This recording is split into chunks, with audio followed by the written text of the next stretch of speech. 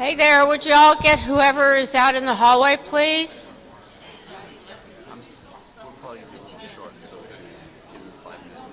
I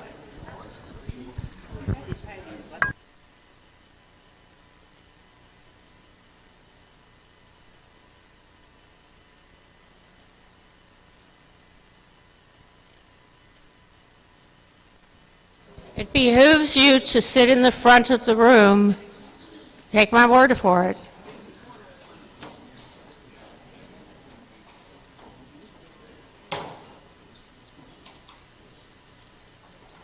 Is everybody sleeping in this morning? They still having trouble to get past Ian?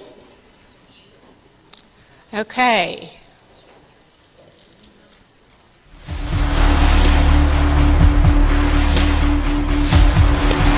It behooves you to sit in the front of the room. I promise you.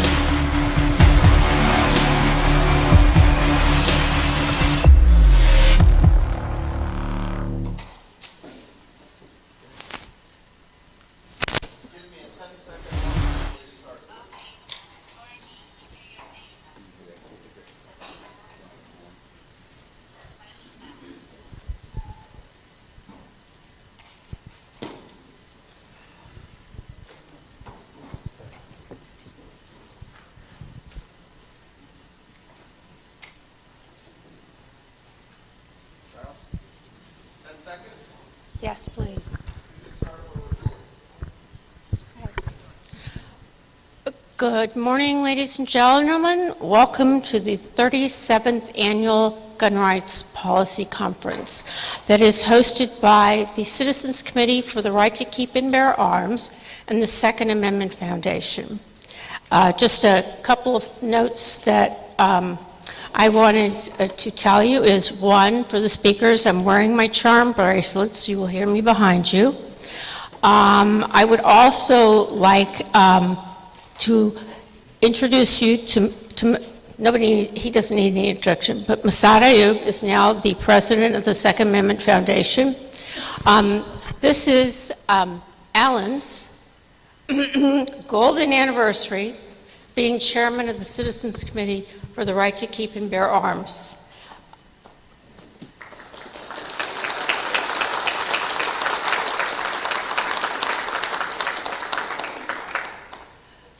I would like to ask everybody to put their phone on vibrate, please.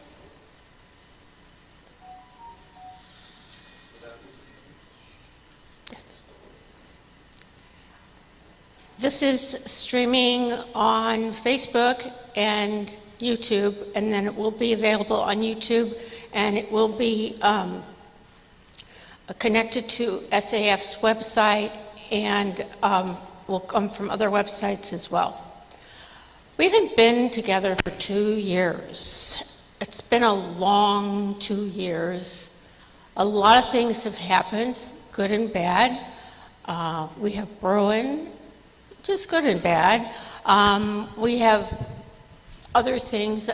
We did very, very well in turning back the COVID shutdowns in various states, and that was an incredible cooperative effort by a number of people. But there are a number of people who aren't here this year, and I would, the ones that quickly come to my mind are, of course, Joe Tarboro. Joe passed away in June of 2020. It was very hard because of COVID. Nobody could be there. There was no funeral. It was just very, very hard. Dave Cobb passed away just about 2 weeks ago. He was supposed to be here and speak.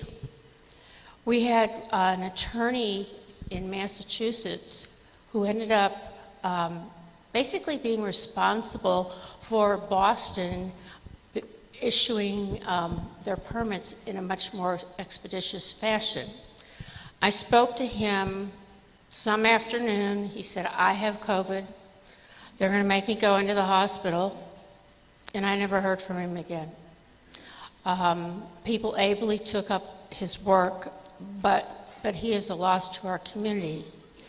And I know each and every one of you has someone that you lost from illness, from COVID or anything. So I would like us to take a minute, a real minute, a whole minute, and just think about those people. And every one of them is, every one of these people, not just the gun rights people, are, every man's death diminishes my soul. So if we just could take a minute, thank you.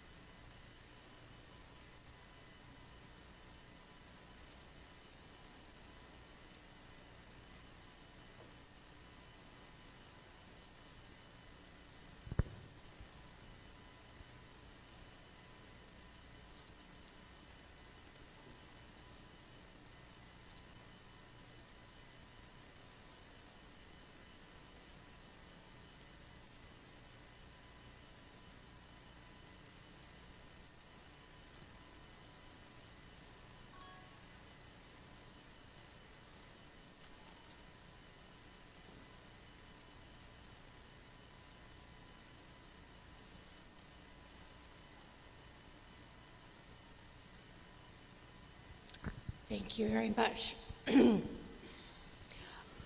might notice this year there are a few changes. You don't see any paper in front of you.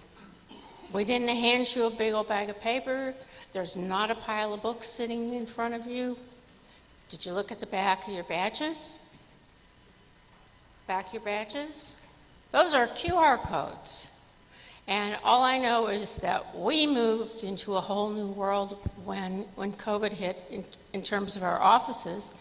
Almost everything we did and all those lawsuits and everything else were accomplished by Zoom, emails, Teams, and everything else. So we decided no more paper. The other reason is we have publications and stuff that you all get. I am buying that paper now. I have to tell my supplier how much paper I need from, like right now, I'm going my paper from January 2023 through June 2023. So we're just not going to waste it. We're just going to do things in a more modern way. We've all gotten used to it during COVID. So yeah, changing things around. We hope you like your mugs. And now I would like to turn it over to Masad Ayub, who will lead us in the Pledge of Allegiance.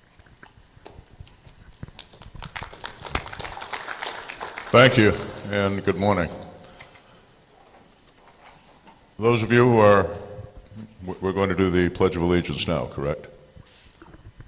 I pledge allegiance to the flag of the United States of America and to the republic for which it stands, one nation, under God, indivisible, with liberty and justice for all. Thank you. Please be seated.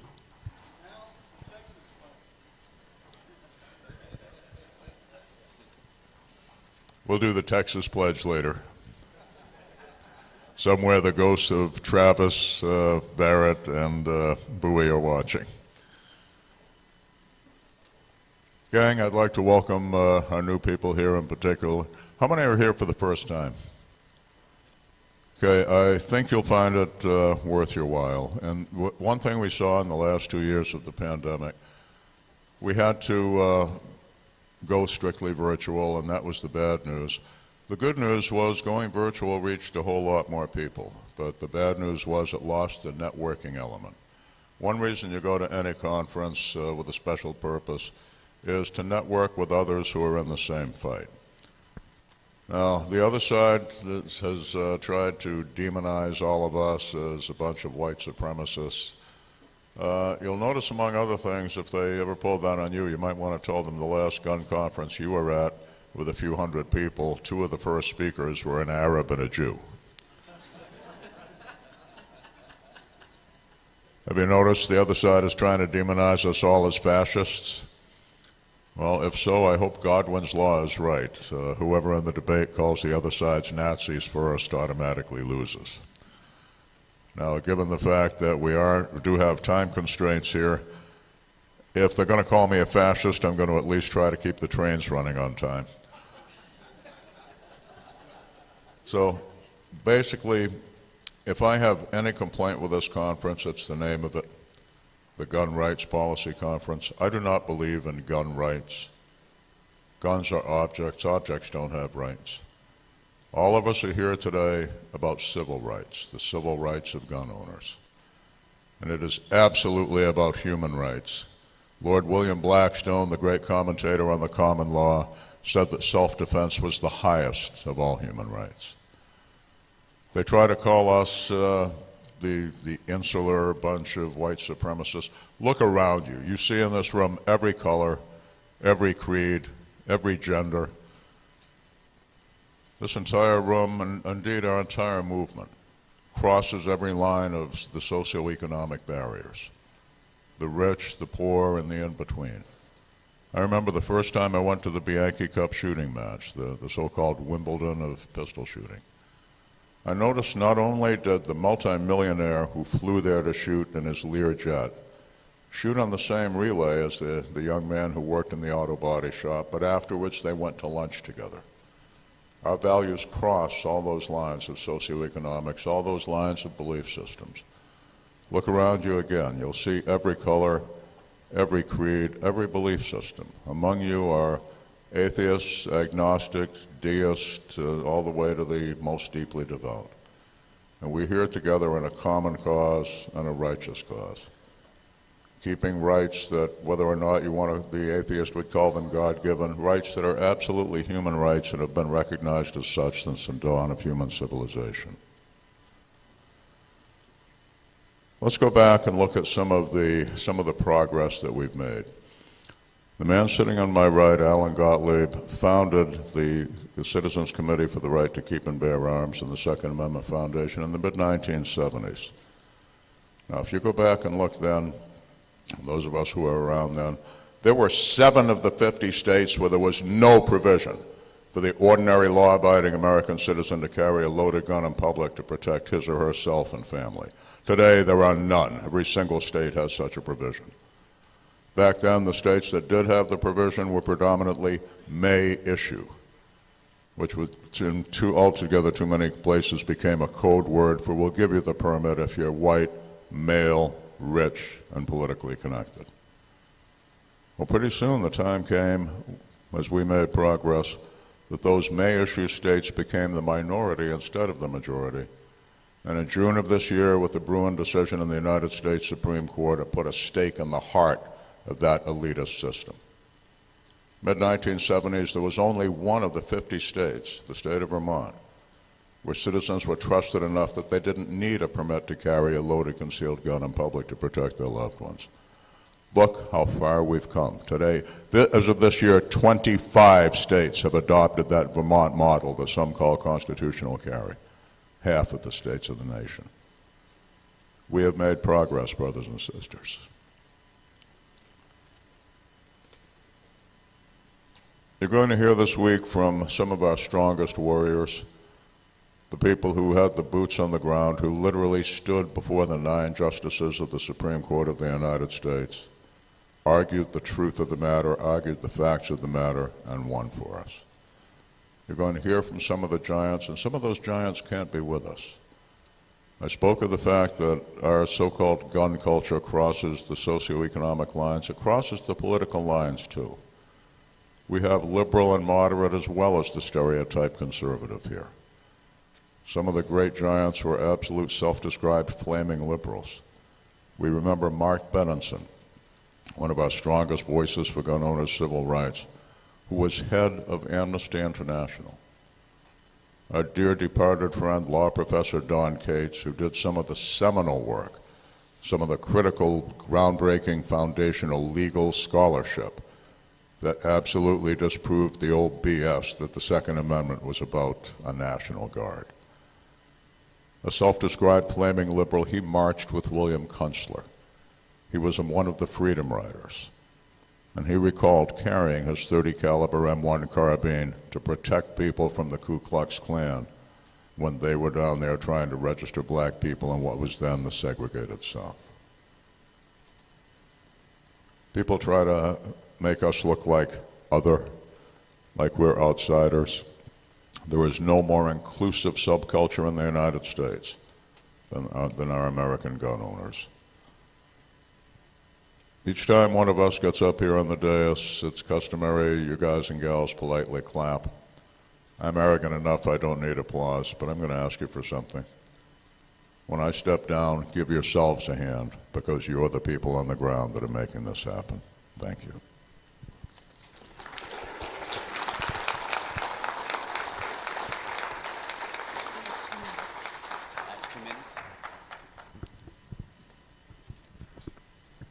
Thank you, Mas, and welcome to all of you to the 37th Annual Gun Rights Policy Conference. We've lost a little bit of attendance due to the Hurricane Ian, a lot of people not being able to make it, including losing a few speakers as well.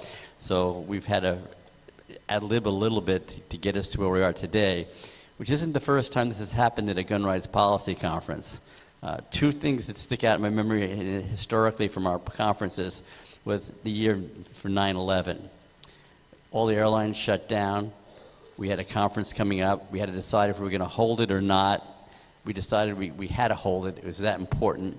The airlines luckily opened up a few days before the conference was going to start, and we had a halfway decent attendance, but something really important came out of that conference. We had 4 airline pilots that happened to be there that showed up, representing, I think, 3 different major airlines. And out of that conference grew the Armed Airline Pilots Association, which ended up with a lot of activity from our attendees and a lot of pushing and lobbying and grassroots work, ended up passing the law that allowed pilots to be armed in the cockpits of the airplanes. That came out of one of the gun rights policy conferences. And then we had a situation at a gun rights policy conference held in Chicago, where a gentleman working for the Federal Aviation Administration was being transferred from a regional facility to Honolulu, Hawaii, and he didn't want to go. And so he decided to burn down the facility, which knocked out all the air traffic control for the Midwest, and of course closing all the Chicago area airports. And that also affected our attendance that year, and speakers couldn't get in, and we had to have an agenda that was updated virtually hourly. Julianne, my wife, did an amazing job scrambling. Nobody really could tell that the agenda was changed. Everything stayed on track, and ended up being one of the best gun rights policy conferences we ever had. We actually had to pull people out of the audience to bring them up and put them on panels to speak, because a lot of the speakers couldn't get in. And it was a very great conference and very emotional, because at that conference we had Otis McDonald of McDonald versus Chicago fame and his whole family in Chicago at the conference, and it was just an amazing event. When I started these gun rights policy conferences 37 years ago, it was really aimed at bringing the leaders of the major national groups together to try and get on the same page and plot strategy so we could all be, marching in the same direction. And it's just a small group of people for the very first gun rights policy conference. And then as time went on, when we had the assault weapon bans pushed in 1994, and California in particular was pushing one, a lot of grassroots groups sprung up all across the country. But they didn't have the training or working with anybody else, and so we brought in leadership from various grassroots groups. And then, of course, over the years, we've now expanded it out to bring in gun rights activists, and of course now being streamed on YouTube and Facebook Live. And then on top of that, it's my understanding that the feed from YouTube is going to be on C-SPAN as well. So we're reaching a significant number of tens of thousands of people all across the country. So your work here today is very, very important, particularly in light of the Bruin decision. It's a whole new ball game out there. And of course, a lot of the battles now have moved to the legal playing field rather than the legislative playing field in nationally and in most states. That's despite the fact that we've had an unbelievable attack on our rights from the most anti-gun administration that we've probably ever had in our nation's history. And despite everything they've thrown at us this year, we've done very, very, very well. All the major things on their agenda, all their gun bans, their magazine bans, everything they've tried to throw at us have really failed. They've passed one national bill that really doesn't do a whole lot of damage to us. While we don't support it and it affects our rights a bit, what we've weathered from this attack has been absolutely amazing. And that's a tribute to your activities on the grassroots level nationwide. I only have a few minutes up here because we have a very tight agenda today. And I just want to say to you that, again, just only leave you with two things. You're only going to get out of this conference what you put into it. And likewise, one of the most important things is not on the agenda. It's the networking at the various breaks and lunch functions and receptions. So I want you to get to know each other well, meet people you haven't met before, and help spread the seeds that you're planting in your home states all across the country. So with that, let's move on to the agenda, and let's target victory. Thank you.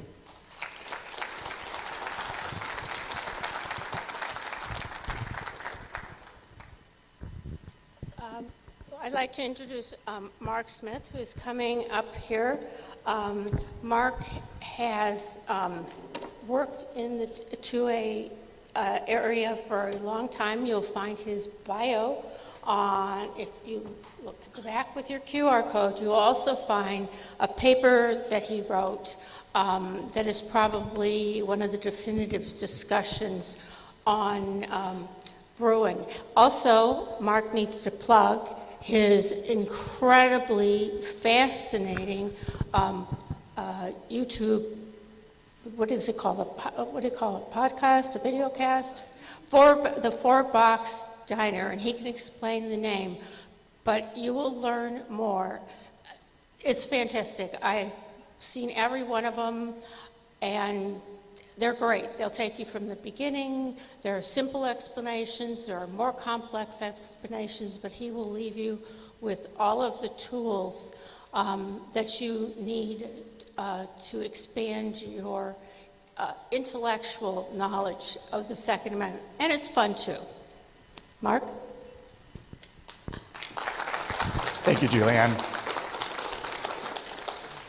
Good morning. Before we begin, I just want to say a shout out to David Hardy, one of the early scholars in the Second Amendment space, who wrote the first article, probably the first article in 1973, talking about the modern meaning, the modern role that the Second Amendment plays in the 20th century, which really was not an issue until the 70s because, well, people weren't trying to steal our gun rights until really the 60s. So Dave Hardy, thank you for coming today. Now today, I want to talk about four things. The first thing is, what has happened in the 90 days since the Supreme Court decided NYSERPA versus Bruin? Second is, what exactly was Bruin about, and what did the Supreme Court tell us going forward the Second Amendment means for our lives day to day and our freedoms? The third thing is, I want to talk about the main types of cases. There's an infinite number of legal challenges that can be brought in America involving gun rights and the Second Amendment. But what are the primary ones that you should be focused on over the next 6 to 9 months? We'll talk about that, and we'll talk about exactly how courts, and for judges listening out there, how they should apply the law to get it right under not just the text of the Second Amendment, but the methodology and analytical framework set forth by the Supreme Court in Bruin. And then I want to talk about a potential loophole that I think the anti-gunners are going to try to exploit in the decision in Bruin, and why that should fail. And as part of that, I'm going to give you a little plug for my YouTube channel that if you haven't subscribed to, you should, the Four Boxes Diner.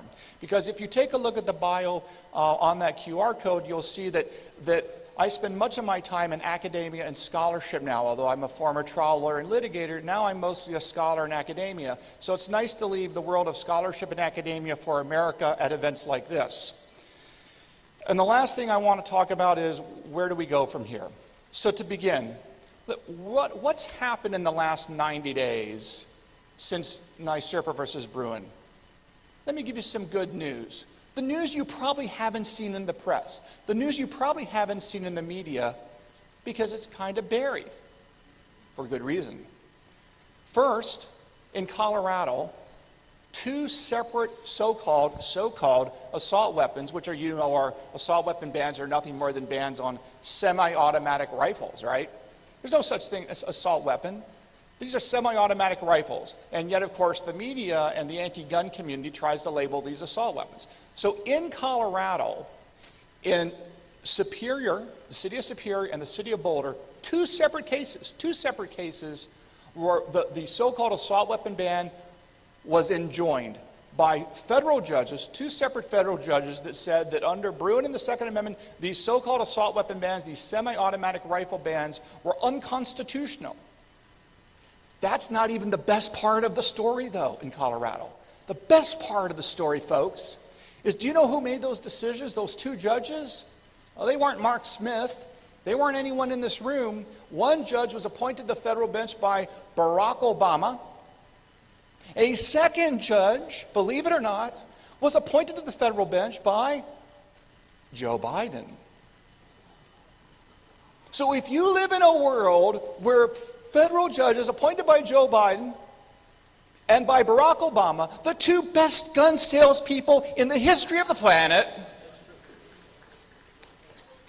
if you live in a world where judges appointed by Joe Biden and Barack Obama are striking down gun laws because they're unconstitutional under the Second Amendment, you're doing good. But that's not all, folks. Much more has occurred in the last 90 days. Remember, we're talking about 90 days. We all know the old saying, the wheels of justice grind slowly. Jarndyce versus Jarndyce, right? In Bleak House, the famous novel, The Case That Never Ends. The justice system goes slow. Despite that, 90 days, folks. What else has happened in the last 90 days? In Texas, the Northern District of Texas, a ban on 18 to 20-year-old young adults.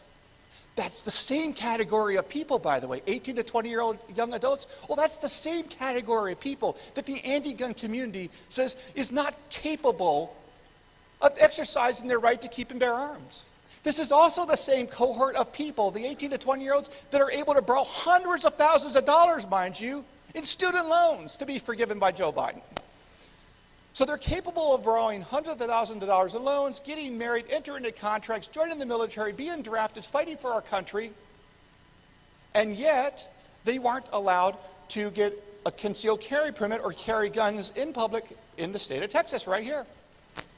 But we had a judge just a few weeks ago that said that that ban on carriage for 18 to 20-year-old young adults was unconstitutional under the Second Amendment yet again. Another victory for the Second Amendment. The fourth case in the last 90 days that has provided victory for us, that gets buried by the New York Times, is another federal judge struck down essentially a federal statute, not just a state statute, but a federal statute, 18 U.S.C. 922N, that says that if the federal government has accused you of a crime via an indictment, you are now allowed to acquire a handgun or a firearm from an FFL. Okay? So if a government accuses you, if this government accuses you of a crime and indicts you for a crime that you can go to jail, you don't have to go to jail, you don't have to be convicted. If you could go to jail for more than a year, you're not allowed to acquire a gun from an FFL. That is 18 U.S.C. 922N. Federal judge, Texas, the Western District said, under the text of the Second Amendment, under the Supreme Court's decision in Bruin, this too is unconstitutional. A federal gun law was basically declared unconstitutional by a federal judge in the 90 days after Bruin. But I can go on. In Delaware, the home of Joe Biden, we have a critical decision, first of its kind. I repeat, the first of its kind in American history, and a big one. This case, in a case called Rigby versus Jennings, Federal Court District of Delaware, the court came out and said that you, as an American citizen under the Second Amendment, have a right to make your own firearm.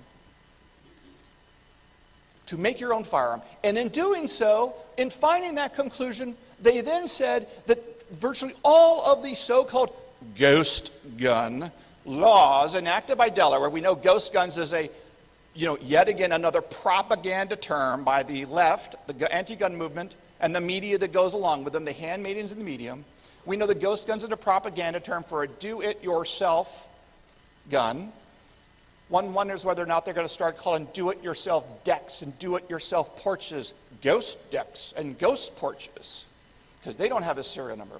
But the bottom line is a federal judge in Delaware, the backyard of Joe Biden, says, Delaware's ghost gun laws are unconstitutional under the Second Amendment because you have an implicit right to make your own gun. The right to keep guns, which means the right to possess guns, the right to carry guns, which is the right to bear, allows you implicitly to have the right to make your own gun. Nothing is forcing you to go buy it at a retail store, at a gun store. You can make your own. First decision of its kind. Thank you, Supreme Court and the Second Amendment.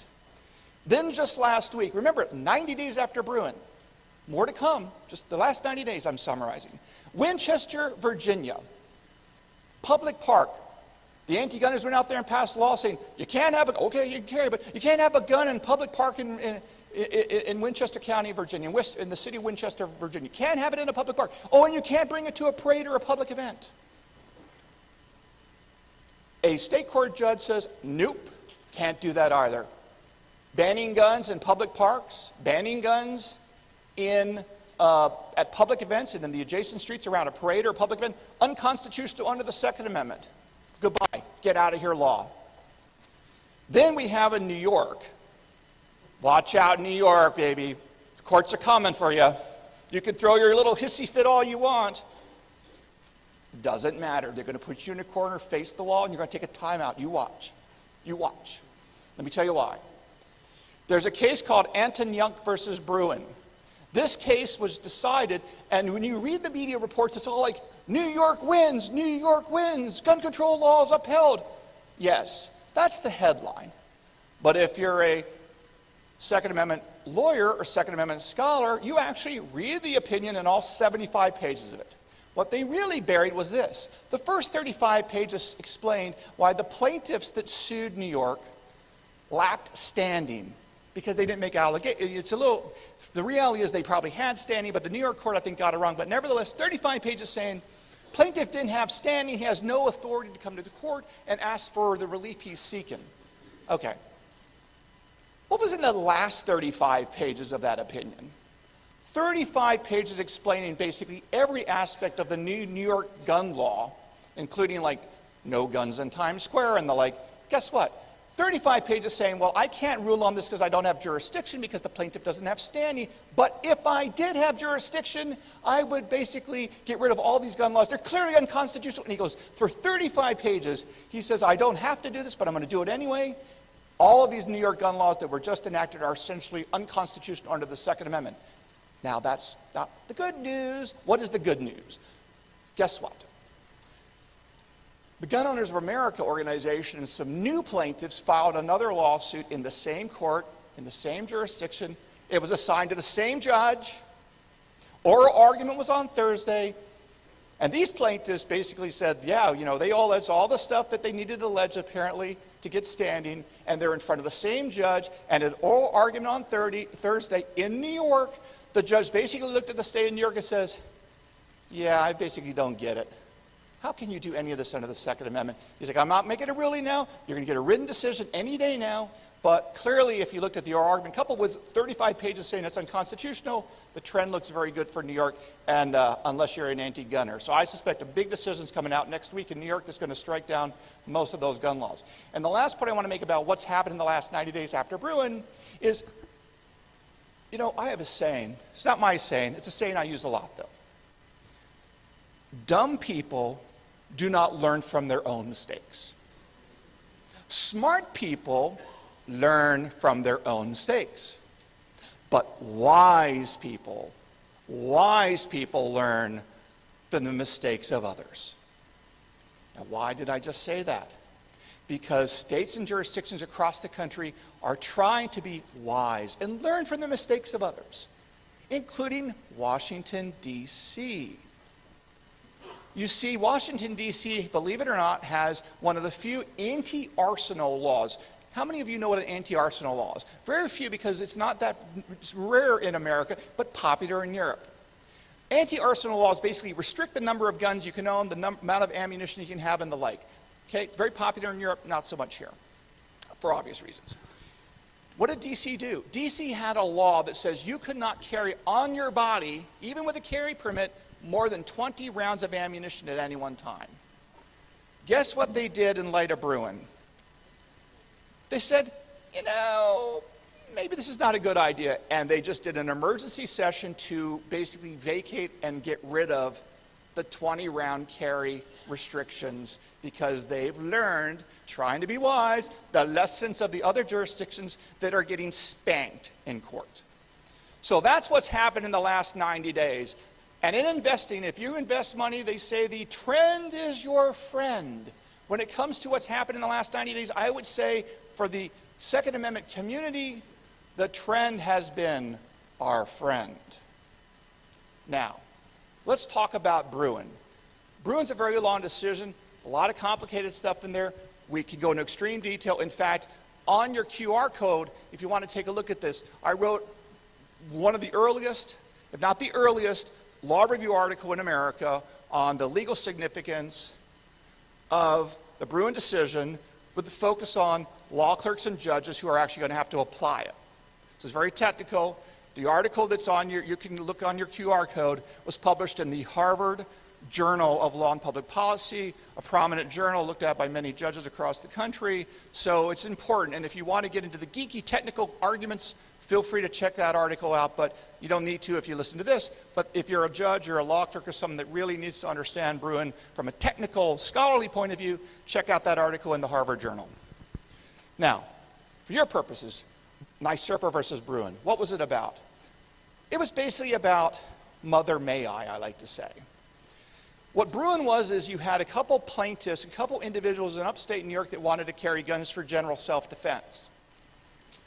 And to do so in the state of New York before Bruin, you had to go, Mother, may I please carry a gun for self-defense? And unless you are special in some way, usually because you are someone who was a potential victim of a stalker, there was a restraining order in your favor, something that made you uniquely situated to be a crime victim, unless you were that, you could not carry a gun in New York. You had to be special because New York had what was known as a May-issue regime, which was the distinct minority. There was only 6 states with May-issue regimes. The rest are either permitless carry or shall-issue carry. So these plaintiffs tried to get the gun licenses. They were denied repeatedly, and they sued. Goes all the way up to the U.S. Supreme Court. No one in New York, because remember, in New York took the position that the right to carry guns was not a right at all. It was a privilege. They actually changed their position before the U.S. Supreme Court. Says, oh yeah, maybe it is a right, but not until before the Supreme Court, and had to be, in my view, in my opinion, intellectually honest, that they actually say, oh yeah, it's a right. Because up to that point, they said it was just a privilege. So, what happened? What happened? Well, the Supreme Court got a hold of this case, and they said, your idea that you have to go and ask permission of the government, and the government has the discretion to say no, is absurd. We would never require American citizens to go Mother May I to the government to beg for permission to exercise any constitutional right. Could you imagine the idea of you have to go Mother May I every Sunday to get permission to go to Mass? To go Mother May I, can I take communion? Can I post something on Twitter? Can I speak out about a presidential candidate? Absurd. Absurd. Except when it came to the Second Amendment, New York said, oh yeah, you have to go Mother May I and beg for permission, and we don't have to give it to you. We have the discretion to say no. Well, the Supreme Court says that's not how the Constitution works. It's not how it's going to work in the future with the Second Amendment. You have a fundamental right to carry a gun in public. Because remember, the text of the Second Amendment says you have the right to keep and bear arms. The right to keep means the right to have, possess. The right to bear means the right to carry. The right to carry in public for self-defense. That's what the Supreme Court says. But the Supreme Court did much, much more in our favor. They then went on to destroy the so-called two-step test that the anti-gun community hooked their hat on. And what the two-part or two-step test was step one, a court had to say, is this regulation or law impact the Second Amendment? If no, it doesn't matter. If yes, they then said, we're going to go to step 2, and we're going to apply what's known as tiers of scrutiny. This must understand this. Tiers of scrutiny. If you ever hear the phrase tiers of scrutiny, or you ever hear the phrase scrutiny, intermediate scrutiny, strict scrutiny, rational, it doesn't matter. If you hear the word scrutiny in terms of constitutional law, you run away desperately, because tiers of scrutiny is a euphemism. It is a metaphor for what? It is a metaphor for going to a federal, or going to any judge who works for the government and having the judge decide, is your right to keep and bear arms worth protecting against a government interest? And the judge decides by virtue of balancing what protecting. The Supreme Court says, no way, no how, ever are you allowed to do balancing tests involving the right to keep and bear arms under the Second Amendment ever again. The decision between individual rights on the one hand and government interest and public interest on the other hand has already been balanced by our founding fathers when they wrote the Constitution. And they're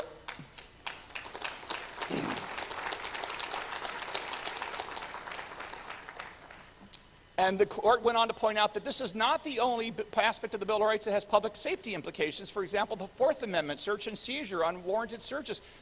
If the government doesn't follow the law, you have to let criminals go free, and that is a price we pay for freedom in America. And the Supreme Court said the Second Amendment is no different, and said that, and this is key, it doesn't matter, well, we don't like gun crime and we don't like all that, but the reality is it doesn't matter if people commit crimes. We're not going to use the behaviors of psychopaths and murderers to take away Second Amendment rights. So that's what the court said. Instead, the court says that there is a different test to apply involving history. Specifically, you go back to 1791 and ask yourself, in 1791, is there an analogous gun control law? If the answer is no, then the modern gun control cannot stand. And if the answer is yes, then it might stand. So they basically swapped out, they got rid of tiers of scrutiny, got rid of that government balancing, which is terrible for us, and embraced a historical model, which is very good for us. Which means no matter how many studies no matter how many billions of dollars anti-gunners spend on studies that say guns are bad, guns and suicides, guns and kids, all the usual propaganda, the courts are not allowed to consider that under the standards set forth in Bruin, and that is a very big win for us. Now, I want to talk about the different types of cases we're going to see. First types of cases we're going to see are, of course, the so-called gun ban cases involving semi-automatic rifles. This is going to be a very easy case, I think, for the courts, as those two Colorado judges already found. Because here's the standard. The U.S. Supreme Court says that if a firearm or if an arm is commonly possessed by Americans for lawful purposes, it is protected under the Second Amendment. You cannot ban it. Commonly possessed. Now, what does commonly possessed by Americans for lawful purposes mean? Well, let me give you a case from 2016. This is not my opinion. This is not in my scholarly article or anything like that. This is from the United States Supreme Court itself. In 2016, in a case called Kaitano versus Massachusetts, a Supreme Court case many people aren't aware of, involving the Second Amendment, a stun gun case out of Massachusetts. The Supreme Court said that stun guns are protected arms under the Second Amendment because they're commonly possessed. In the Alito concurrence in Kaitano, how many stun guns were there in civilian hands in America in 2016 that made them commonly possessed? That would be 200,000. Do you think there's more AR platform guns than 200,000 in America? Do you think there's more than 200,000, standard capacity magazines that hold more than 10 rounds? Yes, there is. And you know why we know that? For many reasons, one of which is a National Firearm Survey by Professor William English at Georgetown that concluded in a 2001 study published 2021, 2022, that, ready for this, folks? He has approximately 41 million AR-style firearms in America right now. That's double the number the National Shooting Sports Foundation reports. And he also says, do you know how many magazines there are in America that hold more than 10 rounds by virtue of his study, which is the largest survey of American gun owners ever? I think he surveyed between 16 and 17,000 American gun owners. By his estimates and calculations, there are over 500 million magazines that hold more than 10 rounds in the United States today. I think that also is more than 200,000 of Kaitano. Now, the next case you're going to see a lot of is carriage. And I'm not going to belabor the point on carriage, meaning the right to carry. There's the critical, so the big thing you're seeing the anti-gunners do is they're still trying to inject discretion on the part of government. And here's how they're doing it. Before Bruin, they says, we have the discretion to determine whether or not you have the need to have a gun. You have the need to carry a gun. Now they've changed it. Now what they're trying to do is to say, well, we're not going to decide if you have the need to gun. We're now going to decide whether you have good moral character. So now they're going to exercise discretion to determine whether or not you're good enough to have a gun. And that's why when you see these reports about, we're going to make you turn over your social media accounts. We're going to have a face-to-face meeting. We're going to talk to your neighbors. We're going to interview people. No, they're not. No, they're not. You know why they're not? Because Justice Kavanaugh on the Supreme Court said they can't. How so? This is from the Supreme Court decision in Bruin, the Kavanaugh concurrence. Listen carefully. New York's regime was constitutionally problematic because it grants open-ended discretion to licensing officials and conjunctive, not disjunctive, and another reason, it authorizes licenses only for the applicant who can show some special need apart from self-defense. That's two problems with Bruin, the Supreme Court says. The first one is you cannot give government officials open-ended discretion to make a decision on this, and you also can't assess need. Two problems. The first prong is going to knock out all of these nonsense rules about, interviews and social media, because think about it. If you're a law enforcement officer trying to figure out whether or not I have good moral character and you do all this stuff, you're going to make a discretionary, subjective judgment about, am I good moral character? The Supreme Court says you cannot. You cannot do that. In fact, there are several places in the opinion, you can see it on my Harvard Journal of Law and Public Policy article if you really care about the details. There's multiple instances where they refer to, you can have a permitting scheme, but it must have objective licensing requirements. That's the key. And all these things that they're trying to do in places like New York and California, this is not objective, this is all subjective. So all that stuff I suspect is going to go with. Then I want to mention quickly now the next angle they're going to go, which is sensitive places. Now I flagged this on my YouTube channel months and months and months before the Bruin decision came out. Sensitive places that are a euphemism for gun-free zones. When you see sensitive places, they're not talking about sensitive places. They're talking about gun-free zones mandated by government. Now, let's be very clear about this. The Supreme Court has made it very clear that there can be gun-free zones mandated by government, but they're extremely narrow and they're government-based. Let me give you the list, very short list. It says polling places, voting for government. It says legislative chambers, where you pass laws by government. It says government buildings, government, right? And it says courthouses, government. See the theme? Government. And it mentions schools, but it then cites to, and this is where you got to get a little geeky, it says schools. But here's the kicker. It cites to a amicus brief from the Independent Institute. And in that amicus brief by the Independent Institute, guess what that says in terms of schools? It specifically points out the one historical example of founding era schools that banned guns. And it wasn't banning guns for adults or faculty or anybody. It was banning guns specifically for students at the University of Virginia at the founding, because those Southern kids were dueling with guns.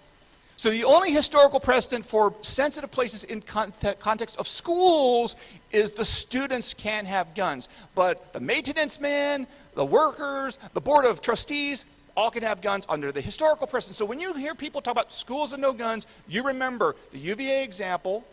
It's about the students, not the adults. Okay, next issue. 18 to 20-year-olds, very big deal, you're going to see. 18 to 20-year-olds, clearly going to be protected going forward. Several courts have already said this. I'll just leave you with the headshot on the argument, which is this. The Militia Act of 1792 was enacted in 1792, literally months after 1791.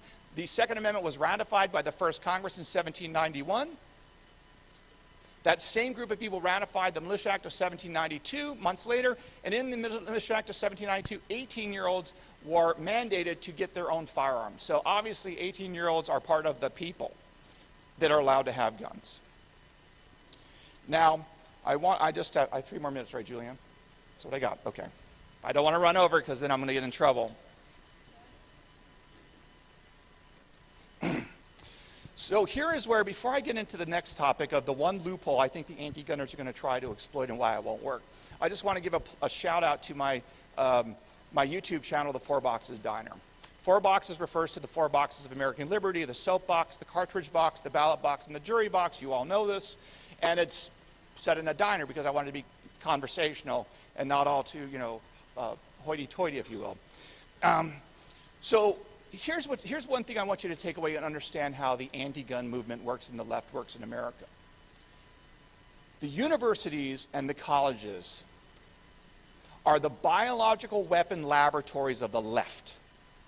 If you want to know where they're going to be going at your gun rights and American freedoms years from now, you go to the universities and the colleges and you watch what they're doing today. Because the cockamamie idea today in those faculty rooms today, in 2 years from now, will be in academic papers. In 3 years from now, they'll be on the pages of the New York Times editorial, of the editorial section. And in 4 years from now, it will be part of the Democratic Party's platform. So at the 4 Boxes Diner, among other things, I track the things that you're going to be seeing years from now. For example, anybody know what corpus linguistics is? No, you don't. That was a major effort that they used to try to undercut Heller and McDonald and wipe out our Second Amendment rights. I'm happy to say I wrote a 150-page paper debunking corpus linguistics. And despite Justice Breyer talking all about corpus linguistics in his dissent, his angry dissent, oh, I can't believe I keep losing Second Amendment cases, the majority opinion didn't even bother addressing it because they thought it was not worth their time. And that was a major victory for us, something that came right out of the university halls to try to undercut our rights, and we shut it down. So at the 4 Boxes Diner on YouTube, I try to cover a lot of these issues because, it's the sort of thing that you shouldn't have to know about, but you really do to protect us. Okay, loophole. 1791, Second Amendment was ratified. 1868, the 14th Amendment was ratified. For those of you who know your history, the Second Amendment originally applied just to the federal government. It got applied to the states because of the 14th Amendment in 1868. Why do you care? Here's why you care. The anti-gun movement is trying to argue that the relevant time period for figuring out historically analogous gun control laws is 1868 and not 1791. In 1791, there are basically no gun control laws to speak of. In 1868, you start to see gun control laws because you see an effort by the South to convert slave codes into black codes in the guise of neutral gun control laws. So the anti-gunners are trying to make the interpretation of the Second Amendment be set in 1868 instead of 1791. That should not work because, frankly, the interpretation of the Bill of Rights has to remain the same against the federal government and the states. You can't have one interpretation with one and the other. So it should be 1791, and the Supreme Court has always said that to be the case. So to summarize, but again, this is an example. The other thing the anti-gunners do is they're trying to draw a distinction between what it means to infringe in the Second Amendment and what it means to abridge in the First, to try to argue they can do more to the Second Amendment than they can to the First. These are the sorts of things that you see from the anti-gun movement that I do talk about a lot in the 4 Boxes Diner. So to close, the Second Amendment movement in the United States, I think, has a lot to look forward to and a lot to be optimistic by. Do not get duped by the headlines, either on polling or do not get duped by the headlines when it comes to gun controls in charge. We have 25 constitutional carry states today, and that number is going to grow. That's telling us quite a bit.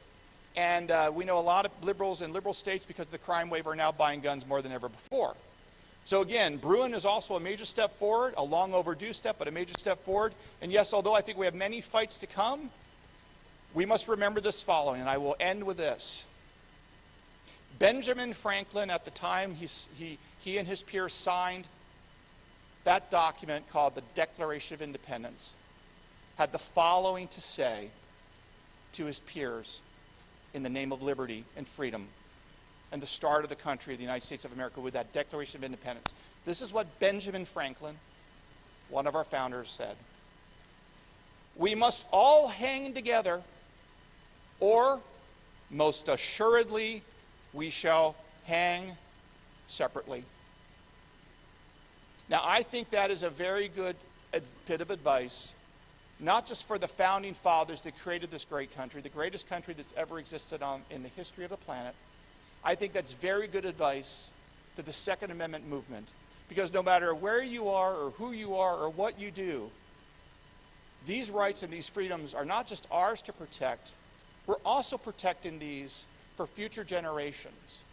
And never forget that the anti-gun movement in America, despite all the trappings of being a civil rights movement, is in reality an anti-civil rights movement that sides with government and sides with power against freedom and liberty and what America stands for, which is trust, we the people, and not they, the government. Thank you.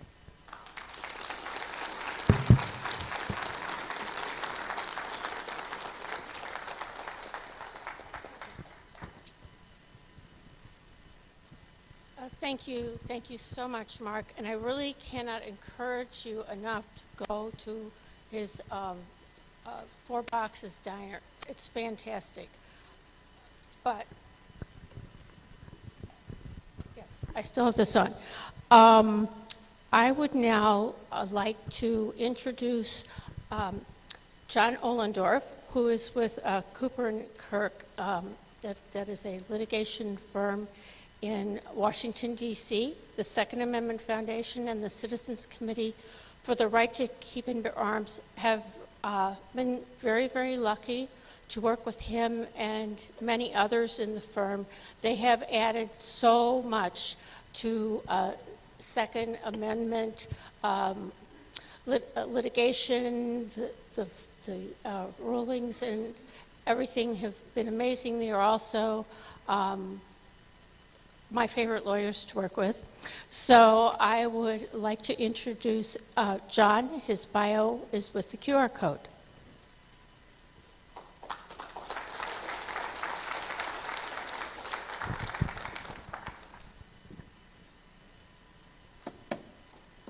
Thank you, Julianne. I don't know if favorite lawyer is a compliment, but I will take it as a compliment.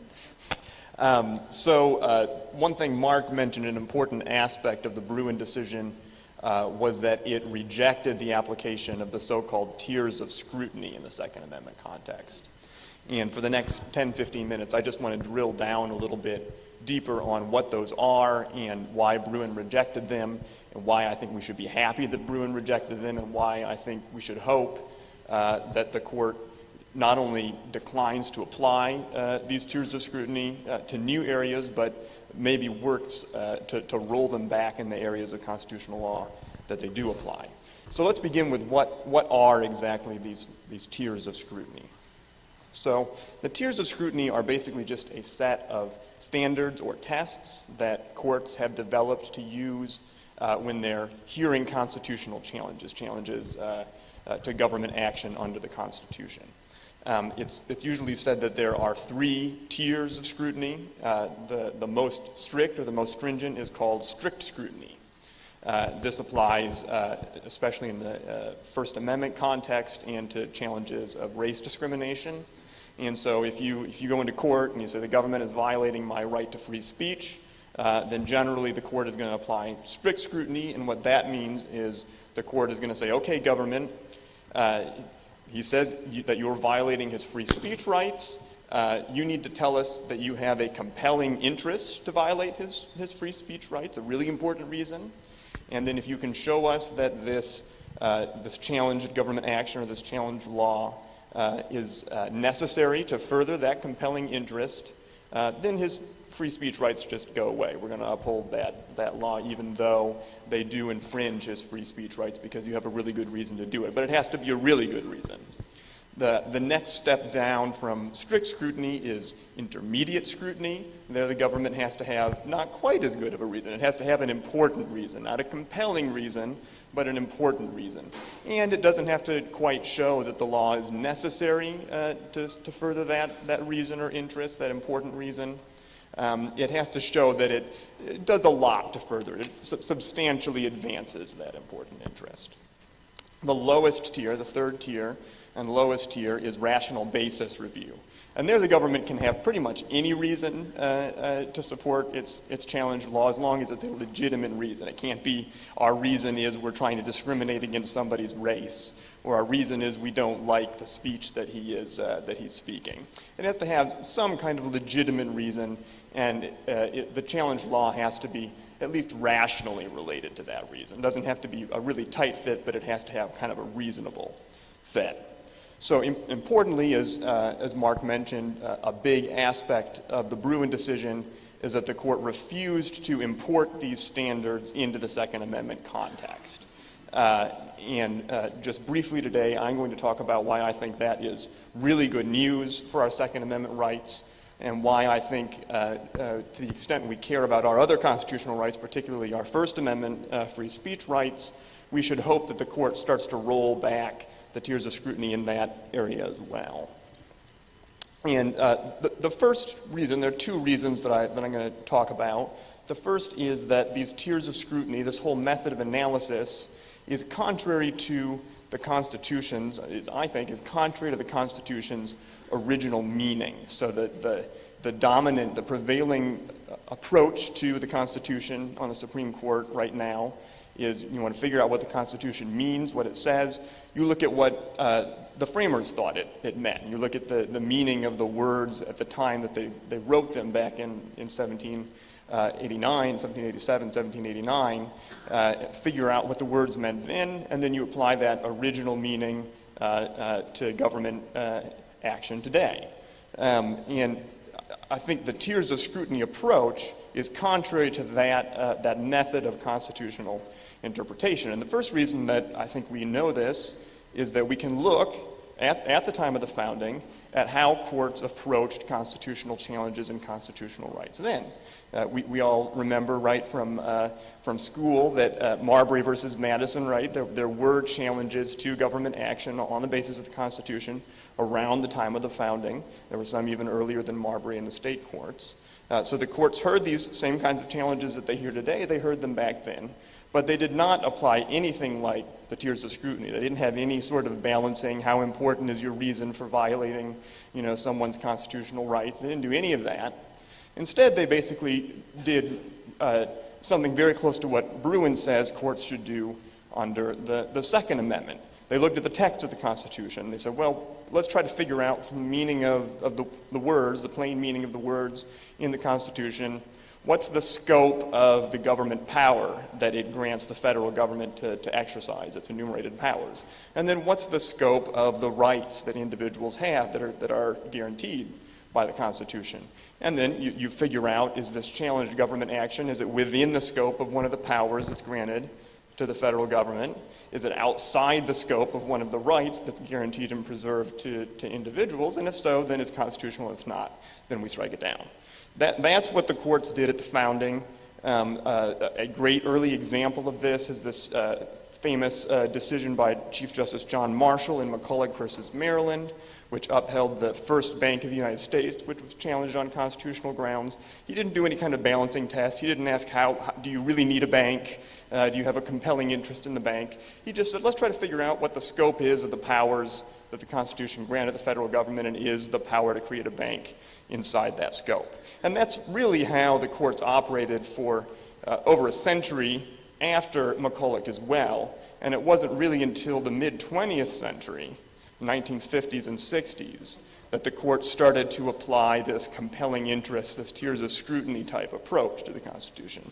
And it's really an interesting history because the test, the strict scrutiny test, which is today seen as the most protective test, it developed in the context of the First Amendment free speech clause.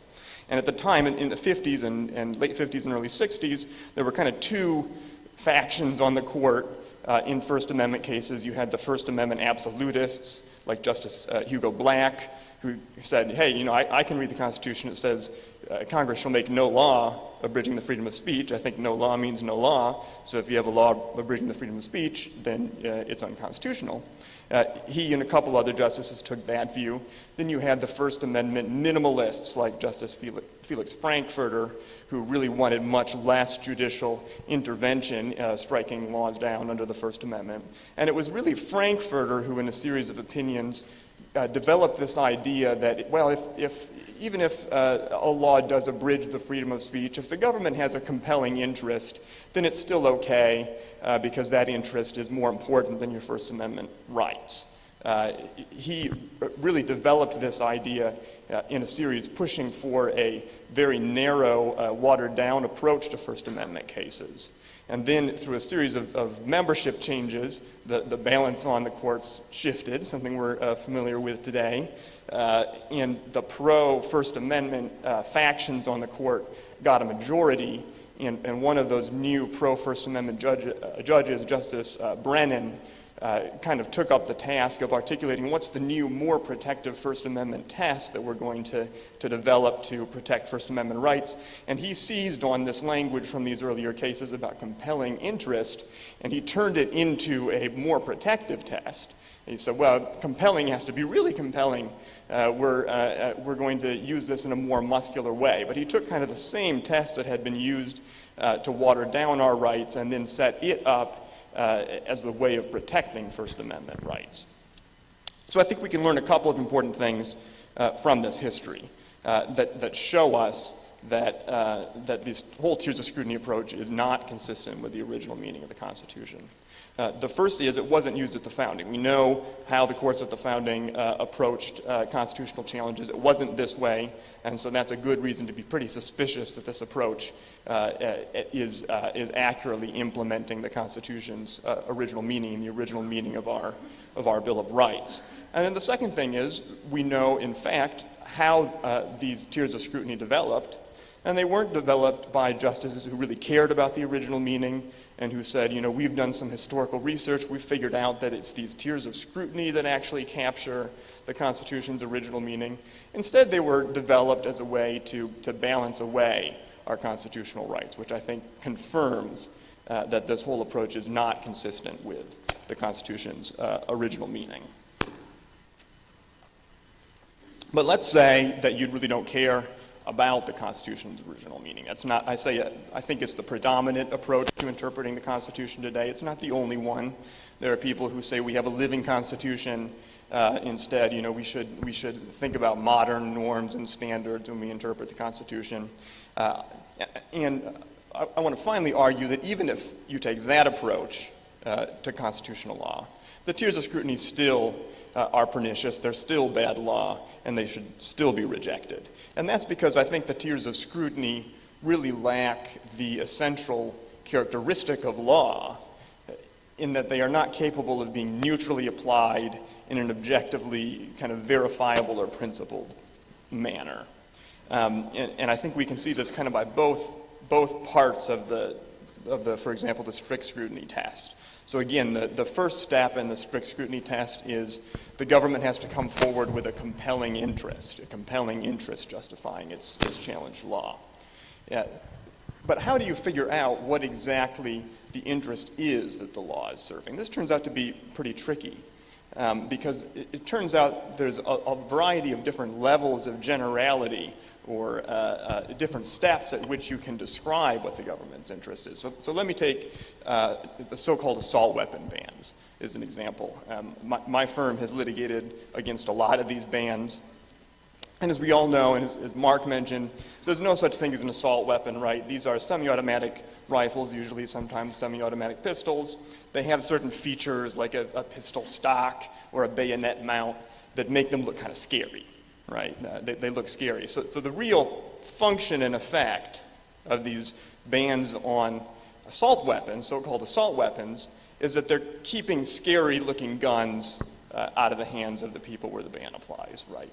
That doesn't sound to me like a very compelling interest. I don't think it sounds really to anybody like a very compelling interest. And so that is, of course, not the interest when the government's defending one of these bans. That's not the interest it says the ban serves.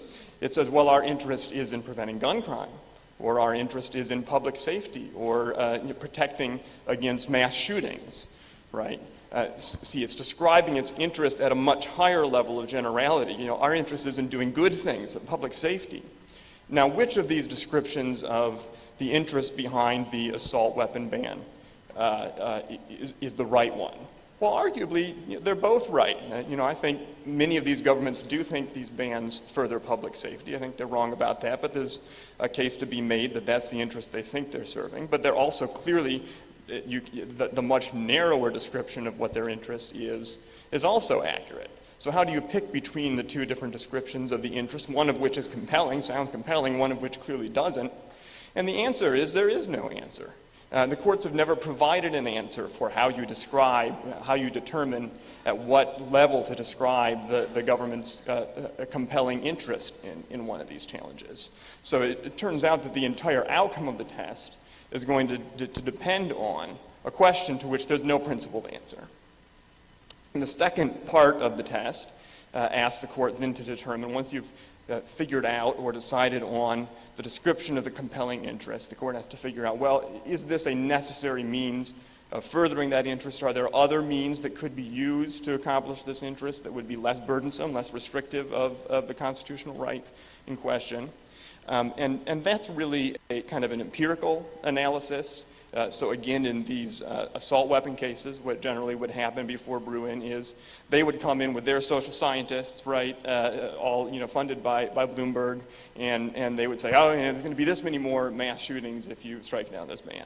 We'd come in with our social scientists who would say that's total nonsense because the features that you're banning really have no functional effect on the lethality of these guns. You're not going to have any more mass shootings. And don't get me wrong, I think we clearly have the better of that argument, but it's not a very law-like argument. It's a battle of the social scientists, right? And in a lot of cases, it's not going to be as clear who has the better of the argument. In a lot of cases, and then nearly all of the cases that actually go to court, there's going to be some social scientists who say, yes, there are other ways of furthering the interest. There's going to be other social scientists who say, no, there aren't. And it's really beyond the judicial ken. It's not something that you really learn in law school about how to judge between these competing social scientists. So again, I think at the second step, the tiers of scrutiny, the outcome depends on the answer to a question to which there is no principled, objectively verifiable answer. So, as I said at the outset, Bruin rejected the application of these tiers of scrutiny in the Second Amendment context. I think we should celebrate that fact. I think we know, from example, from the 10 years between McDonald and Bruin, where the lower courts generally did apply these types of tests. We know how that went, and it didn't go well for the Second Amendment. We've seen, as Mark said, in the first 90 days after Bruin, things hopefully seem to be going much better, which I think is a mark of the success of the Bruin test in better protecting our Second Amendment rights than the tiers of scrutiny approach ever could. And in closing, these tiers of scrutiny is now clear they don't apply in the Second Amendment context. They do apply throughout the First Amendment context, and they apply in equal protection and some due process challenges. And so in closing, I just want to suggest that for the same reasons that I think we should be very happy that these are not going to water down our Second Amendment rights, if we care about our First Amendment rights, our rights to free speech, free expression, we should really want the court to start to roll them back to the extent it can in that context too, and replace them, maybe slowly at first, but hopefully eventually entirely, with an approach that's, like Bruin, is grounded in the text, history, and tradition of the Constitution. Thank you. Thank you, John. I know you have a plane to catch now. We really appreciate you taking the time. Thank you.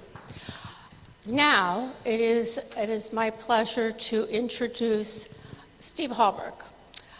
Steve and I figured out, we met, and I won't say how many years ago, at a Legal Scholars Conference in Tucson, Arizona.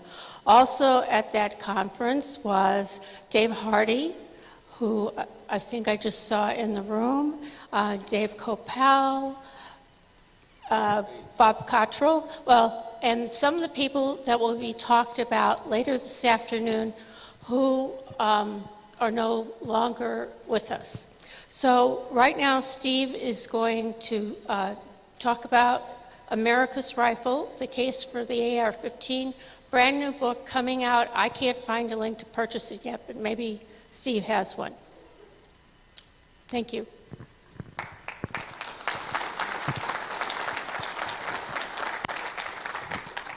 Thank you, Julianne. It's such a pleasure to be here. Within a few weeks, we should have the new book out. It's called America's Rifle, the Case for the AR-15. It goes through the entire history of the right to keep and bear arms, and it does say arms. We're not talking about toys. The anti-gun people like to try to say guns are dangerous, we should ban them, but oh, okay, all right, a little closer. I mean, it says arms. Arms are deadly weapons. They're not toys. And so if we go back in history, how did we get this right, and what kinds of implements were the people at large keeping and bearing? If we want to go back to the medieval days of England, you have the duty to bear arms, and that came into being particularly when the English longbow was designed, and that was a very deadly weapon. It would fire faster than other bows. There's been studies that show the effect of the arrows when they hit the person, the opponent, the enemy. There's burial sites where they've found these ruins and these skeletons, and they were every bit as deadly as modern guns. Speaking of deadly, recently the House of Representatives passed a so-called assault weapon ban, and one of the witnesses in a committee hearing, a former Marine supposedly, a woman said that if a cartridge like the 5.56 cartridge that fires from an M16 or an AR-15, wherever it hits you, it obliterates that part of your body. And then you have Joe Biden saying that it fires 5 times faster than any other cartridge. If you fire it from an assault weapon, if you fire it from a single shot, of course, it's going to be only 1/5 as fast. So we all know there's a lot of silliness involved with this. But getting back to the English bow, you had the requirement that the people at large exercise with the bow, they keep the bow, and so you can see the origins of not just a duty, but an entitlement or a right. If it's your bow, it's your weapon, and so that's why we have, like in 1824, Thomas Jefferson saying that most of the state constitutions recognize the right to bear arms as both a right and a duty. So I don't want to frighten anybody in the room with the language I'm going to use next, but most of the bans on so-called assault weapons include the feature of the conspicuously protruding pistol grip. It is so frightening, and it's got variations in terms of further meanings to it. For example, in California, there's a DOJ regulation that says a conspicuously protruding pistol grip is one where your thumb wraps around the grip. And so now we have designed what is called the fin grip. So to be California compliant, a manufacturer could sell in California a grip where your thumb has to go up, and you cannot put your thumb around the grip. It's like you're hitchhiking, and it's a less stable grip. You cannot reach the safety selector from that position. And so we have that ridiculous argument that this is consistent with the Second Amendment. Like for the firearm, that the Second Amendment gives you the right to keep and bear, you have to have your thumb in the up position. And then if you look at Connecticut's definition, which Delaware just adopted, it says that you have one trigger finger, and if the other three fingers are below the trigger finger when the gun is firing, that feature makes it an assault weapon. So we argued in the challenge to Connecticut's law that when you're in a duck blind and you have your shotgun and you're pointing it up, those three fingers are below the trigger finger. That's an assault weapon. And if you have an AR-15 and you happen to be shooting down, like at a deer, you're up in a stand, those fingers are not below the trigger finger. So, the district judge said, well, I guess they could have written it better, but that when they say when firing, it means the normal time or the normal way of firing, which there is no necessary normal way. So are you telling me that a rifle loses Second Amendment protection if you have three fingers that are below the trigger finger when firing? I mean, what a ridiculous argument. And then we get back to what's the design of the pistol grip. When Heller came down from the Supreme Court, the District of Columbia enacted a so-called assault weapon ban, and it had both the list of the guns, the make and model, and then it had the generic definitions, including the pistol grip. And Heller had adopted the common use test. You've already heard about that. You've known about that test a long time since it came down.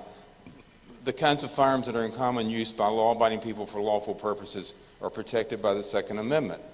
And so that was a no-brainer. We filed a case that came to be known as Heller 2, and we showed overwhelmingly that these rifles that are banned are in common use for lawful purposes. And so we had evidence about the design of the pistol grip. We had expert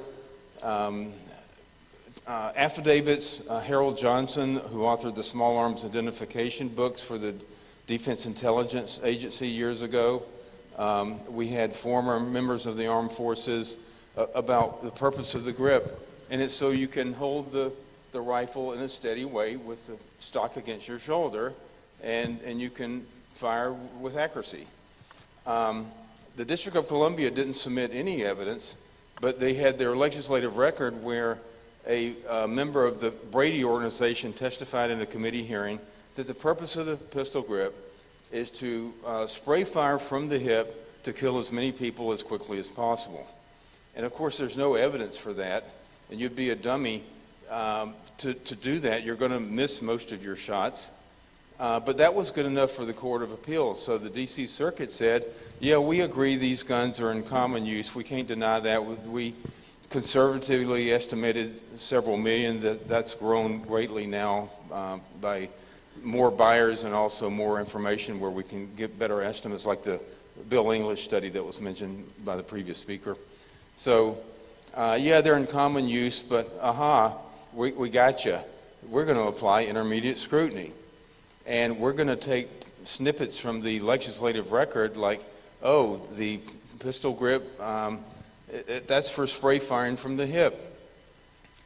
I mean, the very idea, this was a summary judgment motion, the very idea that one side presents credible evidence and the other side presents no evidence, and you rule for the side that presents no evidence is just so contrary to the normal rules. And here we have a constitutional right at issue. And so the court upheld D.C.'s so-called assault weapon ban and didn't bother to mention why the other features could make the rifle bannable, why it loses Second Amendment protection. And then it becomes a leapfrog game. You have the next court to consider a so-called assault weapon ban. They cite this Heller 2 case. And so now there's two precedents. And then the third Court of Appeals cites those two precedents. And then the fourth one, now he's got three precedents to cite. And so you have these courts, it's like spreading a rumor, one person says it, somebody else repeats it, and it goes on and on. And that's, we end up with all these precedents. And I'm hoping that, and you've heard discussion already about the effect of Bruin, that hopefully will put a stop to this, because the Heller 2 case was the first court of appeals to say we have to go to step 2. And like Justice Thomas said in Bruin, that's one step too many. We look at text. If it's a bearable arm, which undoubtedly an AR-15 is, then the burden shifts to the government to show that it's the kind of historical restriction that's justified in the relevant period of history, which is 1791 or shortly thereafter. And this they cannot do. And that's why the Bruin case granted some cert petitions and vacated the judgments and remanded them. And one of them was the Maryland assault weapon ban. And so that case was sent back to the U.S. Court of Appeals for the Fourth Circuit for reconsideration in light of Bruin. And so the Fourth Circuit, there was a previous Maryland case where they upheld the ban, and some of you might have heard about this, that the court said that there's no difference between semi-auto and full auto. An M16 there's no difference between AR-15 and an M16. And like, what planet do you live on? And then the court, though, said, the court that knew nothing about guns, that would, if it would say something like that, got rid of a vagueness challenge because everybody knows all the different parts and designs of guns. So they can ban a certain gun or a copy or duplicate, and if you want to get a totally different gun, you don't know anything about that first gun, you're supposed to know all the internal parts and everything that would make the second gun a copy or duplicate of the first gun. And I don't know about you, I mean, I like guns and gun parts and everything, but I don't think anybody in this room could do that. If you were a gun designer even, you would know about your gun's design, but you would not know what some other designer had in mind and how those parts are designed, just without even having access to the gun. Because remember, the gun's banned, it's an assault weapon, so how would you be able to make these comparisons? So what I'm looking forward to is the Fourth Circuit to deal with that Maryland law in light of the Bruin decision. And there were 2 magazine ban cases that were sent back for review in light of Bruin, and one was from New Jersey and one was California. And then there was a no-brainer case that was sent back. If you remember, years ago, Hawaii had banned both open and concealed carry, so the Ninth Circuit held that, well, you can ban concealed carry, but we're not going to tell you whether you can also ban open carry. Then you have another case come up, and that circuit dutifully said, well, you can also ban open carry. So here we have the Supreme Court in Bruin saying that you have a right to carry, per se, and that cannot be infringed. And the Ninth Circuit said you don't have a right to carry either openly or concealed. And I don't think there's much work to do there when that case goes back to the court below. So there you have it. I think we can look forward to some more precedents. The problem we have that we've had since Heller and then McDonald is the lower courts are in rebellion against Supreme Court cases. And why is that? So we're in Texas. There's no assault weapon ban. So there's no Fifth Circuit decision either invalidating or upholding the so-called assault weapon ban. Here's the problem, is that when you go to the Second Circuit, you've got New York, the New York state of mind, and you have judges on the courts of appeals who are from New York. They had to be approved by the senator from New York to get on that court, Chuck Schumer. And so they have that same anti-gun bias when they sit on these courts of appeals, and you have the most flimsy reasoning. You know, the New York State Rifle and Pistol Association versus New York, a prior case where the so-called assault weapon ban was challenged, the court didn't even bother to discuss the features that are banned.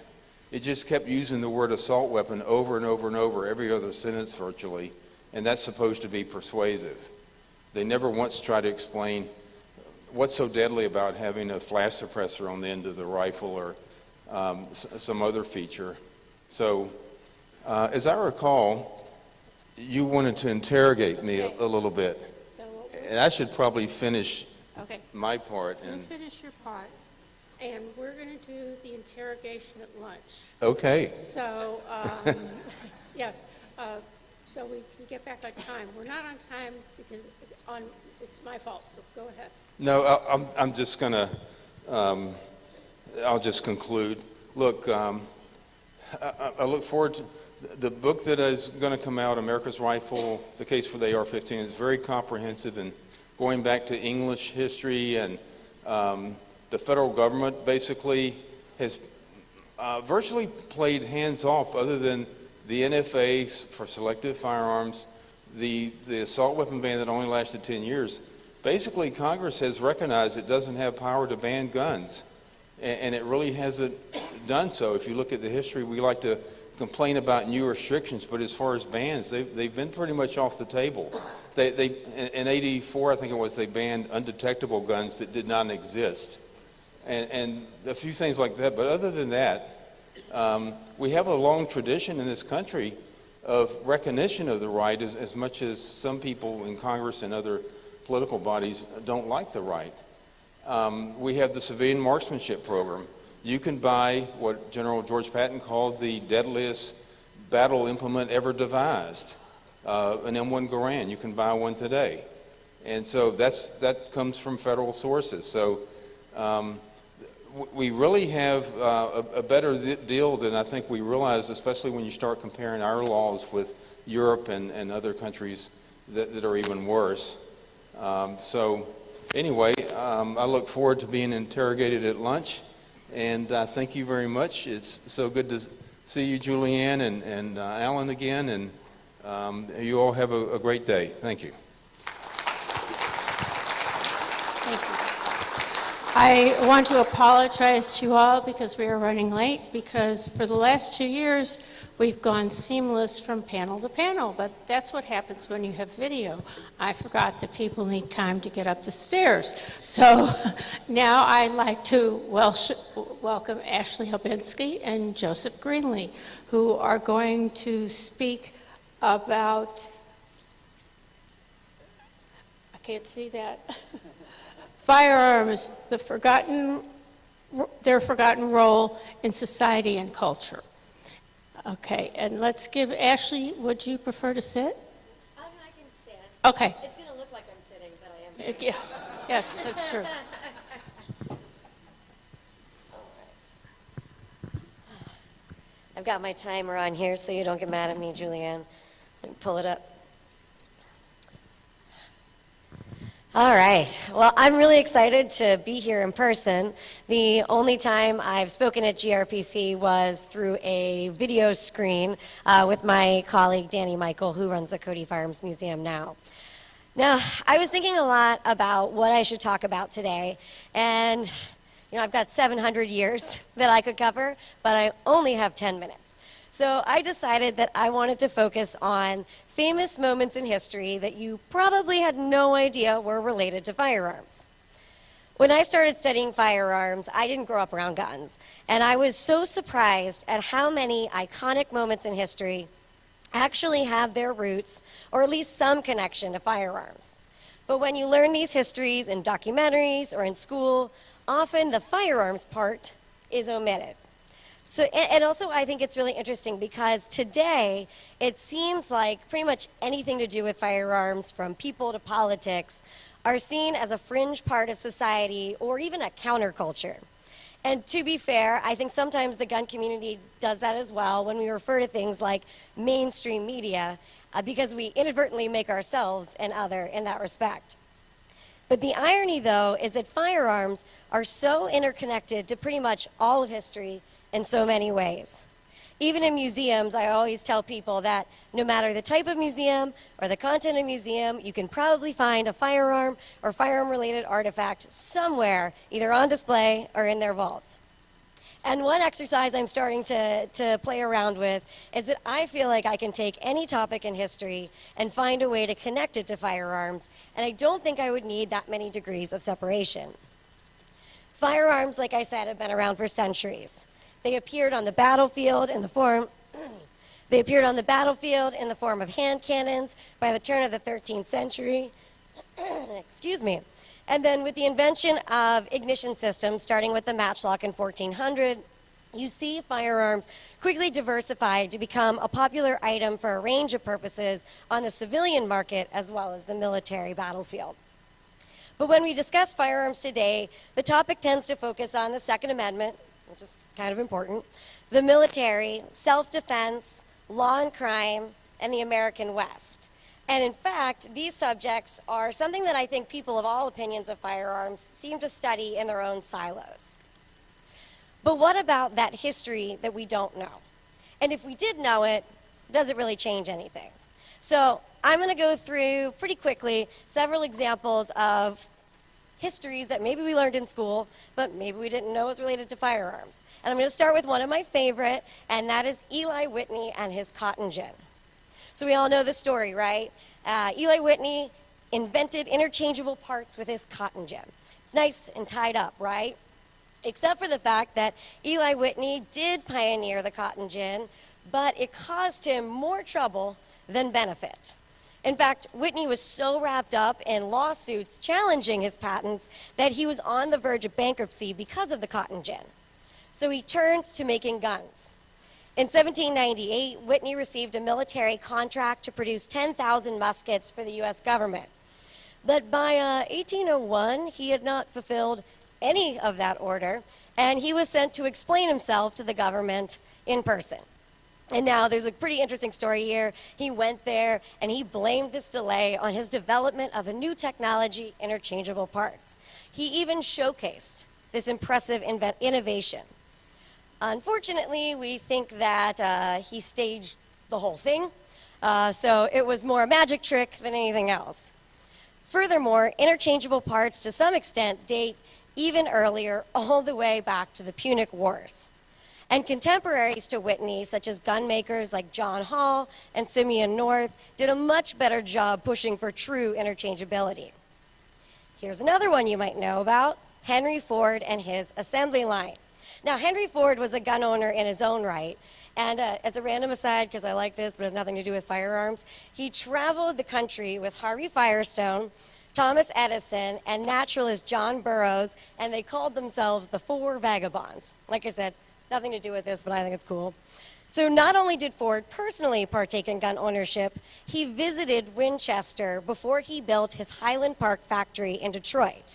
And he took what he saw there and also what Colt was working on with his inline manufacturing processes, and he applied that directly to the assembly line he becomes famous for. And along with the car theme, which you see a lot in history, the firearm silencer, and I'm using silencer because I'm talking about the man who invented it, and the car muffler are essentially one and the same. Hiram Percy Maxim, who's actually kind of a Renaissance man, actually started his inventing with automobile technology, and he was inventing different types of cars, but he was also patenting muffler designs for vehicles. And after Maxim's Silent Firearms Company became the Silencer Company, their ads featured silencers for guns, of course, cars, and even steamboats. In one catalog, it professes, quote, "Every Ford needs a Maxim silencer. Every Maxim silencer sold increases the efficiency of a Ford and is also a profitable accessory for you to handle." Profitable because they only cost $10, so that probably makes you cringe right now. Abercrombie & Fitch, the now vilified clothing manufacturer, started out as an outdoor brand selling guns, hunting, and fishing equipment. And many other companies pitched in during the World Wars. Louisville Slugger made M1 carbine stocks, and other guns and gun parts were made by companies such as Rockola jukeboxes, General Motors, cars again, and Spalding. After the war, Armalite, the originator of the AR-10 and subsequently the AR-15, was a subsidiary of Fairchild, an aeronautics company. And during this same time, Bausch & Lomb, known for their glasses and contact lenses now, got into making rifle scopes. And that was a long time after they had been supplying glass for other scope makers earlier in history. And if I haven't convinced you enough, or even surprised you at all regarding this interconnectivity, here's something totally out of left field. a section of the second wave of liberal feminism in the 1960s and 70s pioneered advocacy and promoted the vital need for women to learn about and use firearms for self-defense. Radical leftist activists from the same time even published firearms and self-defense pamphlets in California. And wait for it, you could even take a firearms course on the University of Berkeley campus. It's kind of trippy, right? I love learning about this part of firearms history. These are the parts that we didn't know were related to other industries, and I love the parts that seem completely contradictory today because it shows just how absolutely complex and diverse firearms history, technology, and culture can be during a time when most of this information is either ignored or diluted and oversimplified down to political talking points. And I find that those talking points often miss the mark on understanding the technology itself. For example, many of the concepts we consider new technology date back centuries. Repeaters, I've seen them dating all the way back to hand cannons, so the first type of firearm. You also get words like magazine-fed firearm, pistol grips, folding stocks, even gas-sealed guns that all date to the 1600s. And semi-automatics, some of them even predate the federal government's legal definition of a firearm, dating to the 1880s. And if you're not familiar, the legal definition is it's an antique before 1898, it's a firearm after. A lack of knowledge and understanding across the board have real-world consequences. And too often, these terms are conflated and confused, making comprehension seem, well, incomprehensible. So how do we make this easier?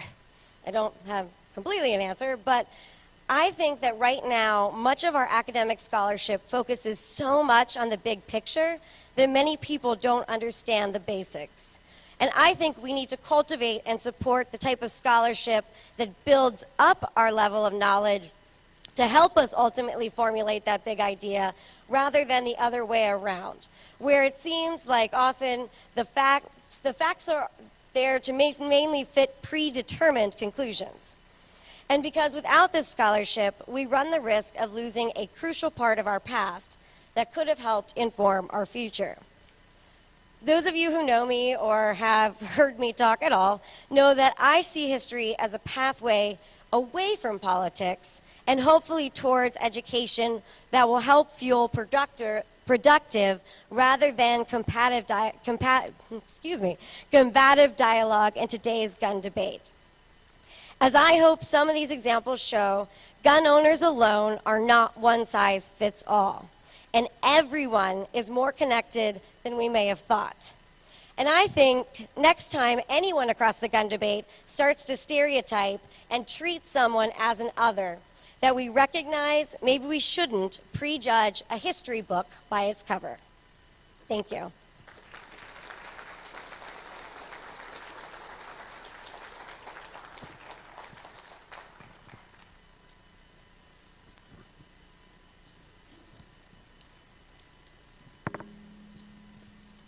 Good morning.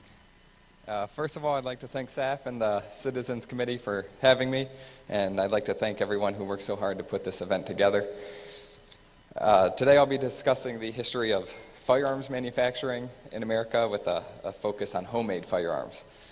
The process of building one's own firearms has become increasingly popular thanks to the invention of things like the possibilities offered by things like 3D printing, unfinished receivers, and other methods that now make the process less laborious than ever.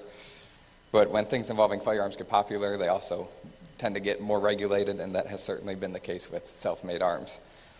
While the activity had been virtually unregulated throughout American history, in recent years, the District of Columbia and 10 states have started regulating the right to build arms. Those states, if anyone's interested, it's California, Connecticut, Delaware, Hawaii, Nevada, New Jersey, New York, Rhode Island, Virginia, and Washington.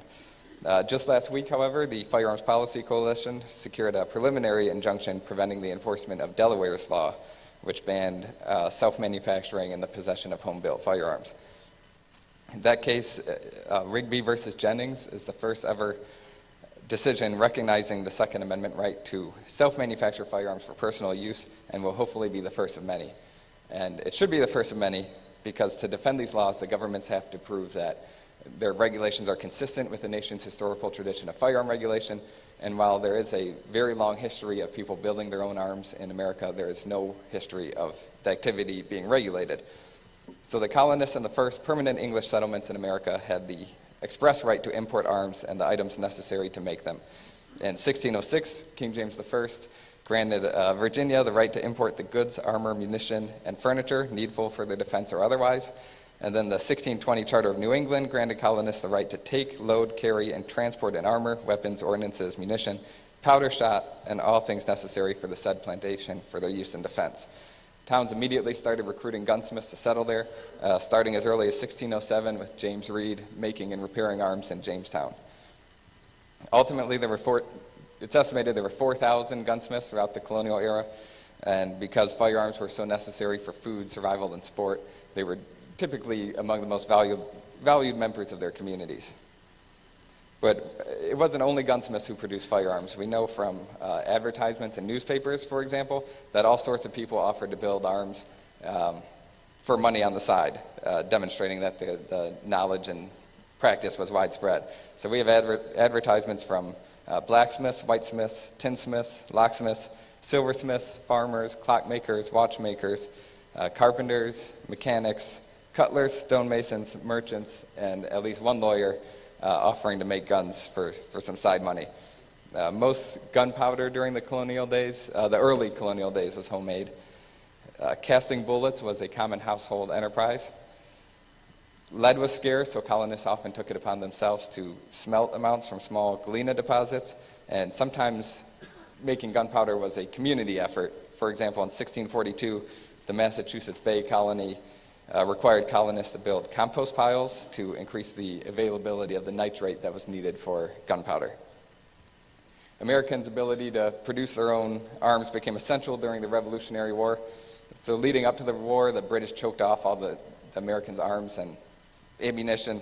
They prohibited the importation of arms and ammo from overseas, and then they confiscated the arms and gunpowder that the Americans had stored at the powder houses. That's how the battles of Lexington and Concord began. The British were going to confiscate the arms in the Concord powder house. And making matters worse for the Americans, for decades leading up to the war, the British forbade any large-scale firearms manufacturing facility in the colonies. And just through their own neglect, they let all the powder mills fall into disrepair after the French and Indian War. There was only one operating mill at the time the Revolutionary War began in the colonies. So as a result, there was a potentially devastating shortage of firearms and ammunition throughout the colonies when the war began. And in response, Benjamin Franklin went out and orchestrated ways to circumvent the British embargo by starting trade with French, Spanish, and Dutch. And then in the meantime, the states incentivized domestic manufacture of arms. So many states, through their committees of safety, pleaded for Americans capable of making arms to make them according to certain specifications and then sell them to the committees of safety. And so there are such requests from Maryland, Virginia, Massachusetts, New Hampshire, South Carolina, New York, North Carolina, and Connecticut. And then Pennsylvania hired gun makers to teach people throughout Pennsylvania how to build their own guns. And they also had others teach the public how to extract and refine saltpeter by holding demonstrations throughout the state. New York's Congress printed and distributed 3,000 copies of Henry Wisner's 40-page essays upon the making of saltpeter and gunpowder. Paul Revere engraved a plate diagramming how to refine saltpeter and published his instructions in a popular magazine that was then distributed throughout the colonies. And several other newspapers and pamphlets similarly explain the process of collecting the materials needed for saltpeter from outhouses, barns, stables, tobacco yards, pigeon coops, attics, caves, church steeples, lofts, and other bird rookeries. Some examples of self-made guns being used in the Revolutionary War are worth noting. So, for example, an English soldier was on the New Jersey side of the Delaware River, and he was mocking Jacobus Scout, who was on the Pennsylvania side of the river. Scout used his homemade rifle to shoot and kill the man from 900 yards away. After that, unsurprisingly, Pennsylvania hired Scout to serve as the gunsmith for its militias. And I always found the inscription on his gravestone amusing. So Scout's original gravestone, I guess it's been replaced, but his original gravestone said, quote, "He shot an English soldier at 900 yards and killed him, and he was an intimate friend of Thomas Paine." Joseph Belton informed the Continental Congress about his homemade firearm invention in 1777. He described it as a common small arm that could discharge 16 or 20 rounds in 16, 10, or 5 seconds of time.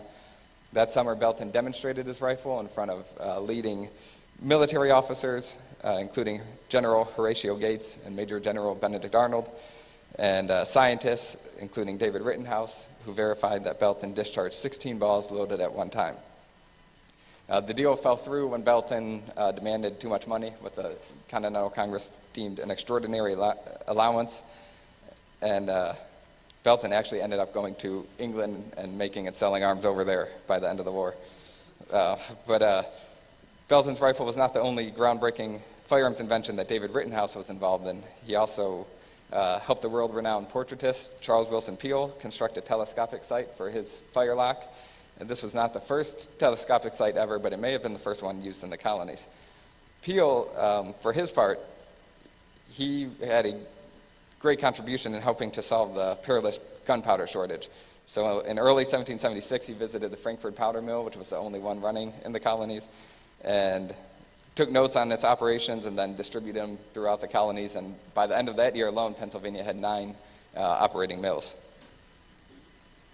After the war, once the Constitution was ratified and then the Bill of Rights, the focus was on Western expansion, where again the ability to make and repair one's own firearms was essential.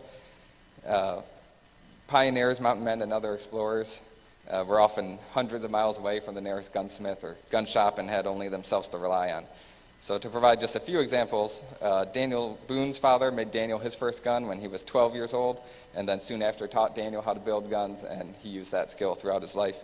Meriwether Lewis was repairing guns by the age of 18, and there are numerous entries in the Lewis and Clark journals explaining how the Corps of Discovery, maybe a few people would go out hunting or scouting, and then the rest of them would just sit around and work on their guns, make sure they're all in working order.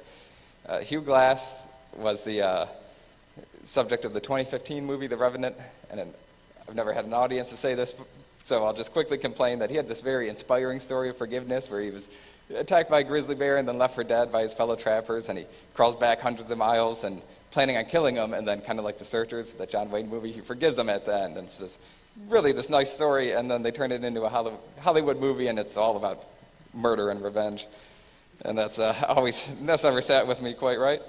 But Hugh Glass, apprenticed for a gunsmith as a teenager, he actually ran away, and we know he apprenticed because there are the wanted signs posted around town saying that he was good enough to pass for a gunsmith, but he's actually still hasn't finished his apprenticeship. But they never found him. Instead, he headed out west where he depended on his gunsmithing skills, much like Boone Lewis and other mountain men did. Another area in which self-made arms have made a major impact is in technological advancements. So many of the most important innovations in firearms began as side projects from people who were outside of the firearms industry. The idea for the percussion cap, for example, which was later invented by a Philadelphia artist named Joshua Shaw, came about when a reverend was bird hunting, and he was frustrated that the sparks from his flintlock kept alerting the birds when he was about to shoot at them. And Samuel Colt began experimenting with firearms and explosives as a child when a pyrotechnics display at an Independence Day event went poorly. His father sent him to become a sailor, and it was when he was at sea that he came up with the idea for his famous revolver. Walter Hunt is best known for inventing the safety pin and building America's first sewing machine. He also invented a fountain pen, streetcar bell, hunting stove, knife sharpener, road sweeper, and a pair of shoes that, according to Hunt, allowed a person to walk upside down on the ceiling. Hunt invented a type of ammunition cartridge called the rocket ball in 1848, and a rifle to shoot his rocket ball called the Volition repeater. Hunt made only one Volition repeater before giving the rights away, and it eventually ended up in the hands of Horace Smith, who asked Daniel Weston and Benjamin Tyler Henry to help him improve it. Smith and Weston ultimately turned Hunt's rocket ball into the metallic cartridge that they invented, and Henry ultimately turned the Volition rifle into the historic Henry rifle. The Henry rifle's main competitor was the Spencer rifle, which was invented by Christopher Spencer. Spencer was not in the gun industry either. His occupation was designing thread spooling machines for a silk mill and he built firearms in his free time, which was a skill that his 90-year-old grandfather taught him, who was a Revolutionary War veteran. James Paris Lee was a jeweler who also worked on firearms in his spare time, which is when he invented a series of firearms, including the first detachable box magazines around 1880. He would go on to invent the Lee Metford rifle, which was the first mass-produced detachable box magazine rifle, and the Lee Enfield bolt-action rifle, magazine rifle, which was a standard firearm for the British military for over 60 years. John Browning Sr. began experimenting with firearms inventions as a child and was a self-taught gunsmith by the age of 19. He invented many firearms while employed in other professions, including two notable repeating arms, a harmonica rifle that allowed 5 shots to be fired in rapid succession, and a rifle with a revolving cylinder that operated not too much differently from Samuel Colt's revolver. His son, John Moses Browning, built his first firearm in his father's blacksmith shop when he was 10 years old. Later that day, he used his rifle to hunt 3 grouse. So John Moses, John Browning Jr., he was worried his dad would be upset about him building a gun in his shop, so he figured if he went out and got a few grouse and then shared it with him over breakfast and then revealed that he had used his shop to build a gun and then go hunting with it, his father wouldn't be as upset. So he got the grouse, 3 grouse, had it revealed over breakfast. He shot it with this gun he made in his father's shop. And the unimpressed Browning Sr. remarked, "John Moses, you're going on 11. Can't you make a better gun than that?" And Browning would spend the rest of his life doing just that. John Guerin's firearms inventions also derived from a side project. Naturally handy with tools and machines, Guerin invented a new type of screw at the age of 14. He became a machinist by the age of 18 and a machine designer of the Federal Screw Corporation by 30. When he gained an interest in motorcycles around 1910, he quickly determined that he could make them go a lot faster, and so he built his own engine and won 19 of the 21 races that he entered in 1912. In 1916, Guerin was working at a micrometer company when he learned that the Army was looking for a new machine gun.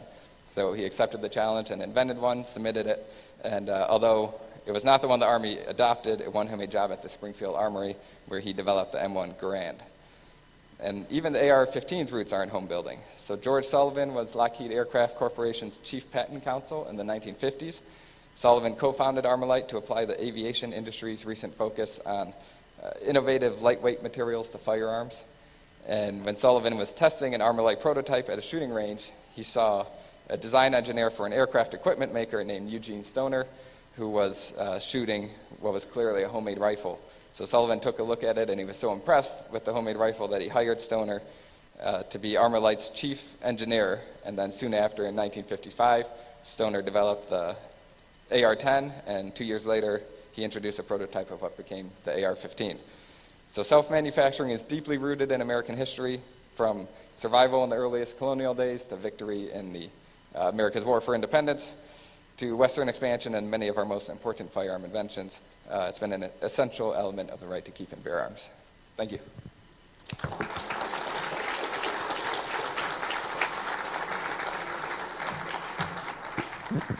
Okay, Ashley and Joseph, you win the prize. You are absolutely perfectly on time. And I cannot thank you enough. I cannot thank you enough. Okay, ladies and gentlemen, a quick break. Quick. If you could come back at 10:10 instead of 10:15, I would appreciate it. Thank you so much.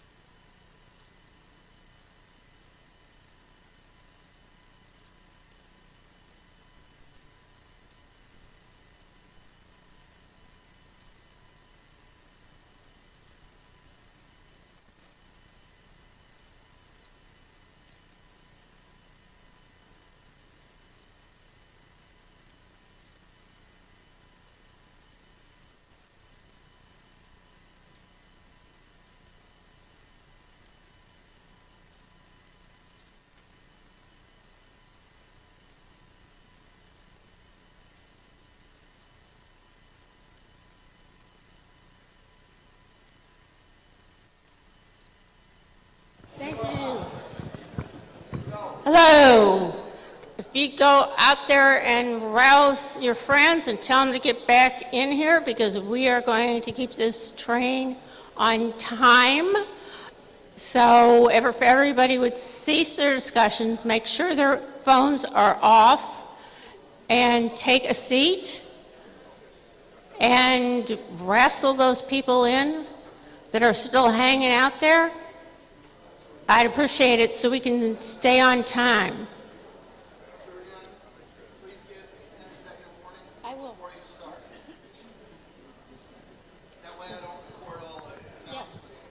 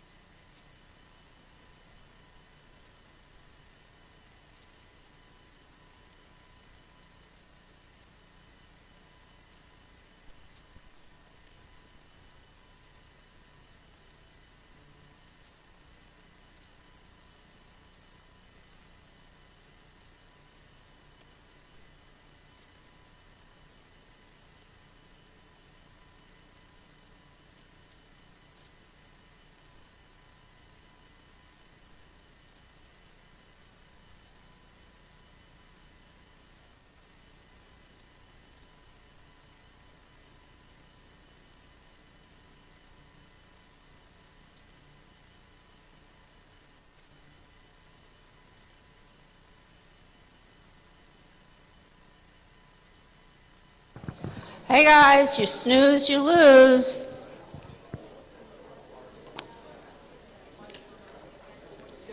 Okie dokie. On, on this side of the room, at the end of the table, is there somebody sitting in the sixth row at the end of the table? Over here, on this table. 1, 2. Okay. I have a book for you. You're welcome to come up and get it later, but I have a book for you. And if I take, if I take the second row and the third person, I have a book for you. And the fourth row, right here, I'll get you later. Oh, wait a minute. You know what? Mr. Fun does not need that book, so you can have this book. Ew. Go ahead. So, after the breaks, I have books, so you need to come back in quickly so that you have a chance to get a free book. Steve Hallberg will be here. He will be able to sign his book. Mark Smith is here. He can sign his book. And David Hardy is here, and he can sign your book. So everybody come on back in. Okay, we're 4 minutes late. I would like to welcome Mark Barnes, who is, he's an international firearms expert. He spends way too much time at ATF and state and everything else with import-export. Mark and I have served together on the executive committee of the World, yeah, they kept changing their name, WFSA, for 18 to 20 years. Yeah, but we all, these last 2 years, I know I shaved 4 years off of my age, and I don't know what you did, but anyway, enough of my banter. I just want to get people to sit down because Mark has really, really important things to talk about because ATF,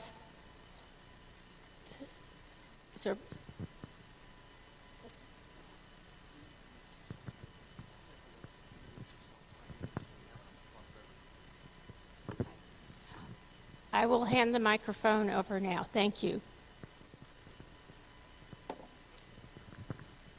Thank you, Julianne, very much. I'm Mark Barnes.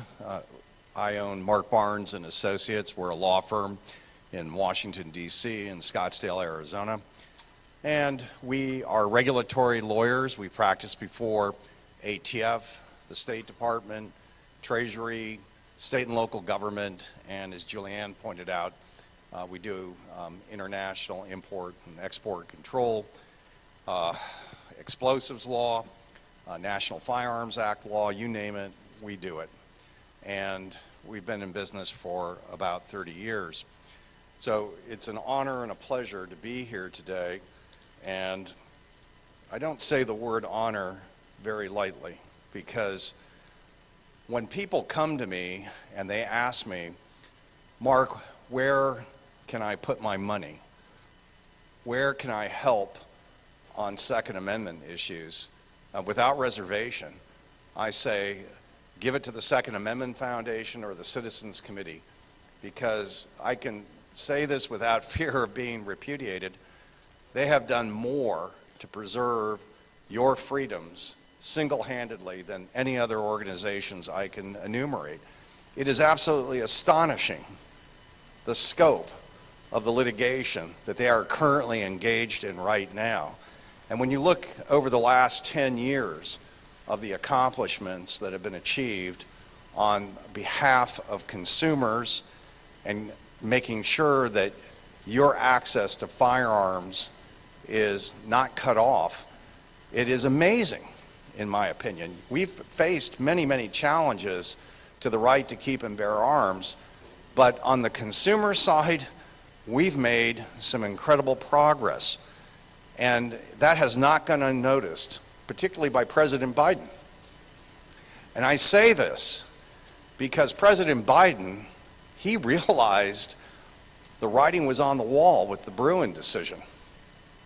And what I'm going to talk about today is, on the one hand, the two theories in terms of coming after your freedom are supply and demand. And demand reduction on the part of the anti-gun community has been a loser. It was a loser for Bill Clinton. It was a loser for Biden when he was a United States Senator. And it's a loser for Biden as President of the United States. Gun sales, personally made firearms, you name it, everything that you can point to that is of interest to you as an American citizen, your response to the American government is, oh no, you're not going to stop me from exercising my right, my freedom, my interest, my hobby, my self-defense, and the president knows that. So, like Clinton, he is concentrating on the supply side. If I can cut off who makes the firearms for you, if I can raise taxes on ammunition so that it becomes so prohibitively expensive, it's already expensive, but if it becomes so prohibitively expensive that you can't even access it, then maybe I can achieve the same outcome. And so you may have a constitutional right to keep and bear arms, but the licensee community, the federal firearms licensee community, it's not a constitutional right to make firearms commercially. I think it's a constitutional right to make one personally. We'll talk about that. But it's not a constitutional right to make one personally or to make it commercially. And therefore, we have a regulatory scheme called the Gun Control Act of 1968 and the National Firearms Act of 1934 and the Arms Export Control Act when it comes to importing arms and ammunition. So what I'm going to speak to today is what's going on the supply side with ATF. And there are a couple of things that have been going on in the Biden administration that all of you, I think, are well aware of. First of all, on May 7th, 2021, President Biden announced his administration's notice of proposed rulemaking, which greatly broadened the definition of a firearm subject to ATF controls and altered the marking and record-keeping regulations for federal firearms licensees. Now, this is being challenged right here in the great state of Texas in United States District Court in Fort Worth. And the Firearms Policy Coalition and other litigants have obtained a preliminary injunction, but it's very limited. I have other clients that are trying to intervene in that litigation and respond to the judge's request of, it looks like I can protect one Texas company, give me a reason why I shouldn't make this nationwide, and bring forward, if you can, other evidence so that perhaps this injunction might be expanded. We're in the process of doing that. But then again, in June of 2021, the President issued a second notice of proposed rulemaking to change the definition of a rifle with regard to pistols with stabilizing braces. That final rule has not yet been promulgated, but it will by the end of December, and I do expect we will see court challenges to that as well. If that weren't enough, then in June of 2021, President Biden announced his zero tolerance policy for federal firearms licensees. Now, I want to give you a little bit of history on ATF. And I know some of you in this room may be federal firearms licensees. Some of you may have curio and relic licenses. ATF, as we all know, since the inception of the Gun Control Act, has had a long history. And, parts of it have not been very pretty. In the 70s and the 80s, there were abuses that were responded to with the Firearms Owners Protection Act, which limited the ability of ATF to prosecute or revoke federal firearms licenses for trivial reasons. I think then, as a result of that, and moving into the 90s and certainly the 2000s, ATF decided that the best way to fight crime was to work with the trade. And ATF asked for a partnership with the FFL community. Now, ATF is not our friend, they're our regulator in terms of being a licensee. But the request to mutually cooperate and work towards responsible firearms ownership, gun safety, and most of all, preventing the criminal diversion of firearms, those were worthy objectives. And so the trade did engage in that partnership. Were there problems with ATF along the way? Absolutely. And there's no doubt that they had their fair share of mistakes. But on the whole, ATF was trying to be, in general, a reasonable regulator. There were bad experiences for some licensees, but on the whole, ATF would routinely come into a licensee's gun shop or a manufacturing plant or with an importer and say, I'm not here to put you out of business. I am here to make sure that you're compliant and hopefully get you to a point, if you're not compliant, where you are compliant and you stay on that road. But that all changed, in my opinion, with the zero tolerance policy announcement by the president. In that announcement, he said that it's going to be a one strike and you're out policy if any of the following are found during an FFL inspection: transferring a firearm to a prohibited person, failing to run a background check, falsifying records, failing to respond to an ATF tracing request, refusing to permit ATF to conduct an inspection. Well, I'll tell you what, I handle these cases every day. And the law requires that the violations be willful, but the president's message seemed to be strict liability. If it happens, you need to have your license revoked, no matter what the circumstances were. He said, well, we'll take into account extraordinary circumstances. Let me tell you something. If you're in the firearms trade, every day is extraordinary. All sorts of strange stuff happens when you're a federal firearms licensee, and you have to be ready to deal with it. So, for example, transferring a firearm to a prohibited person. Of course, licensees and dealers train their staffs to follow the law. But can an inadvertent error happen? Absolutely. You know, you think that the paperwork's been filled out correctly, somebody else double-checked it, but they also missed it, and the gun goes out the door, yet the person answered on the 4473, yes, I'm an illegal alien. Has it happened? Yes. So this has created an enormous set of problems. Why? Because revocations in the United States for federal firearms licensees are up 500%. 500%. And many of them are completely unjustified, in my opinion.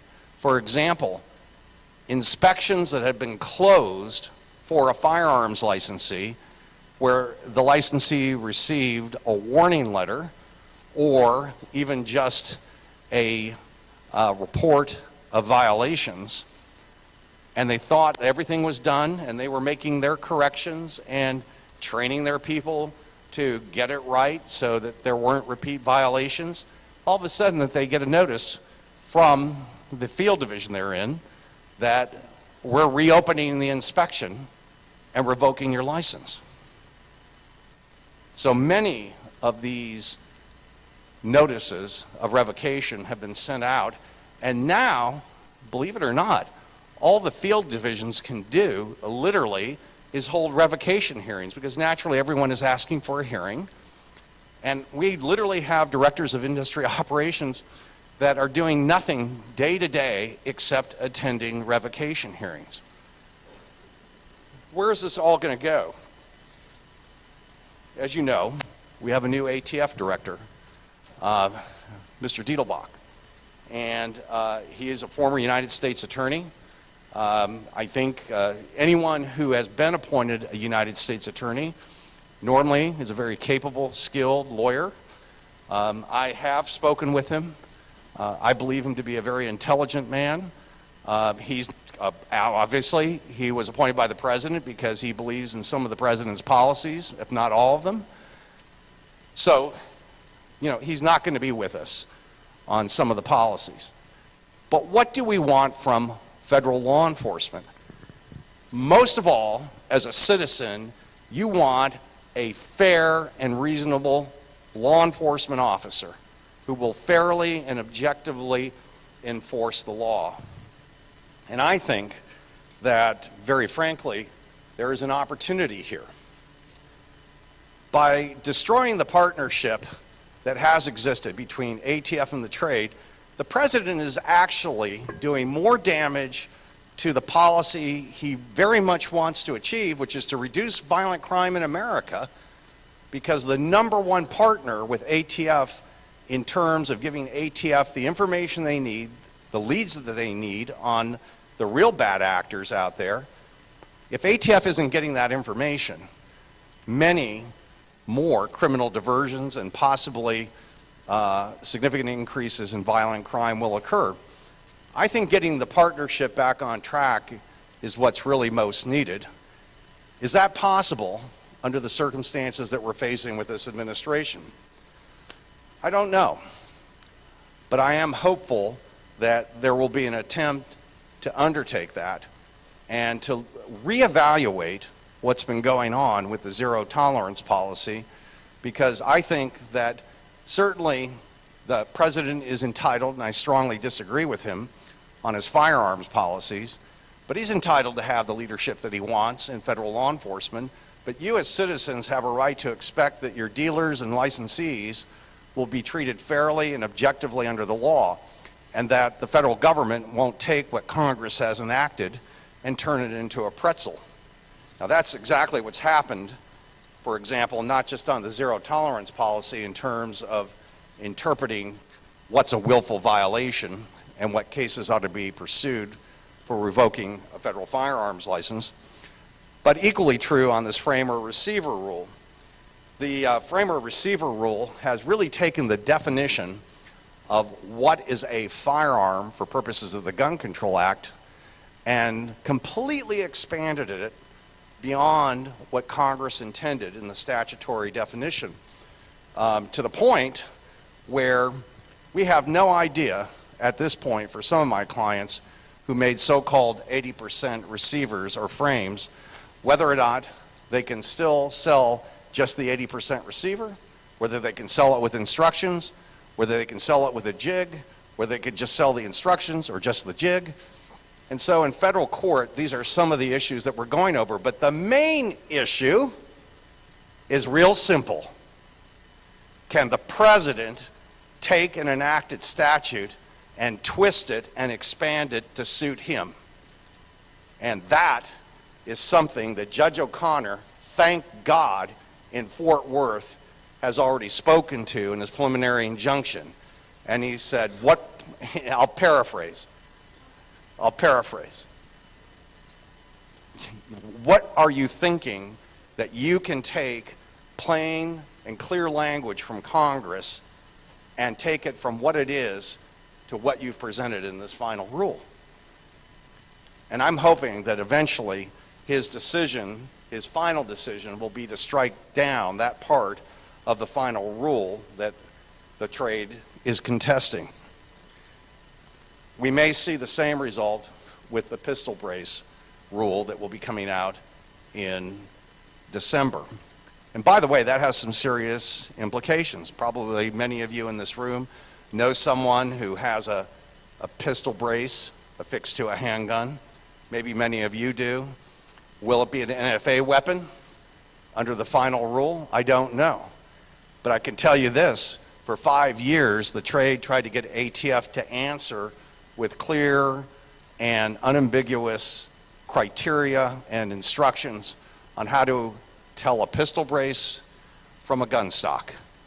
And we couldn't get that guidance. And then when they published the preliminary rule, I just want to let you know that between the framer-receiver rule and the pistol brace rule, how many Americans wrote in? 500,000.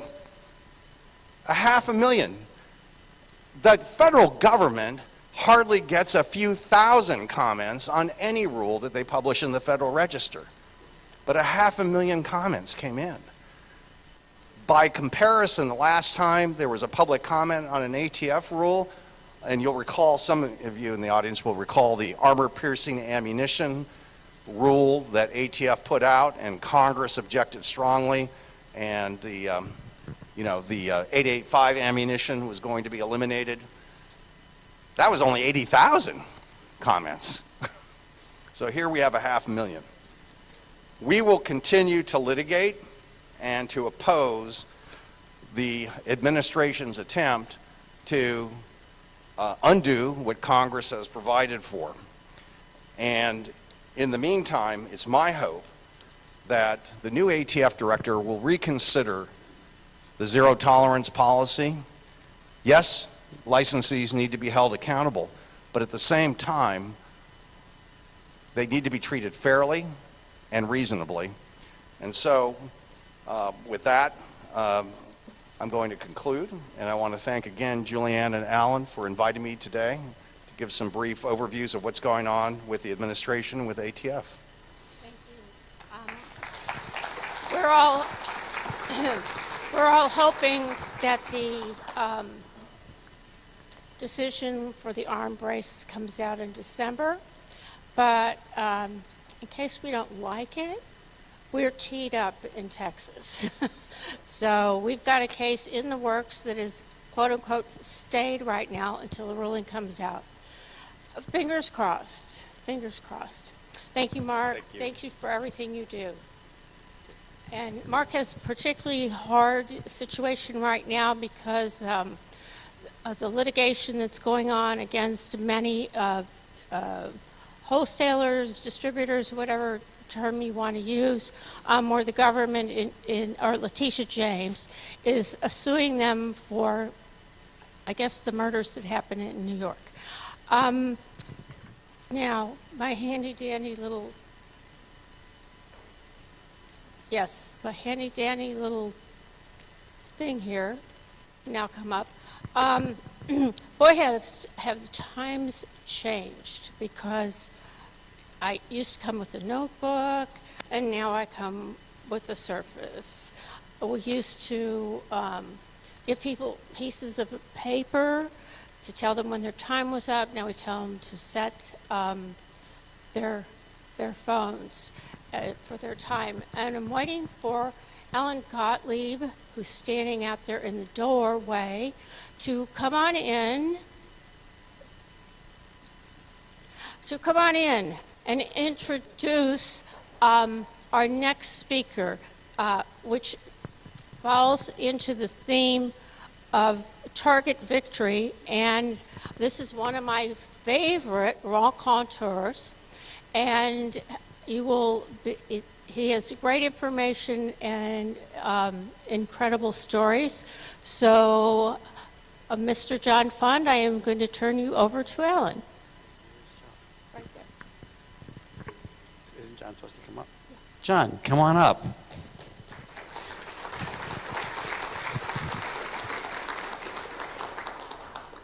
And while John is coming up, I've known John for years, back when he was on the editorial board of the Wall Street Journal. And of course, since then, he's probably been published all over, but predominantly on National Review and American Spectator. You've seen him many, many times on national television, on virtually every show. John, come here. Welcome, John. Okay.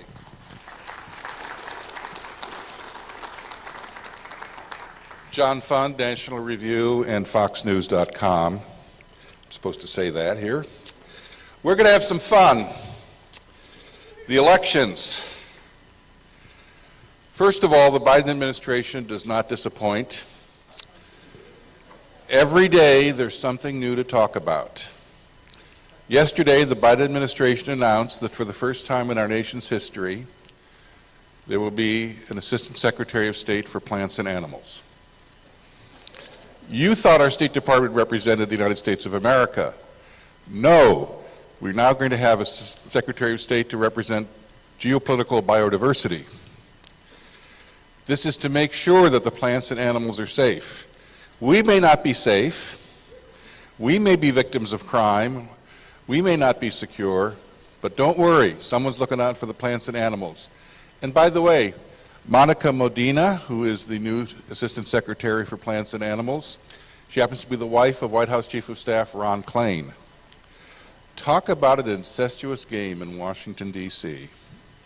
They all know each other. They all scratch each other's back. So, this is October 1st.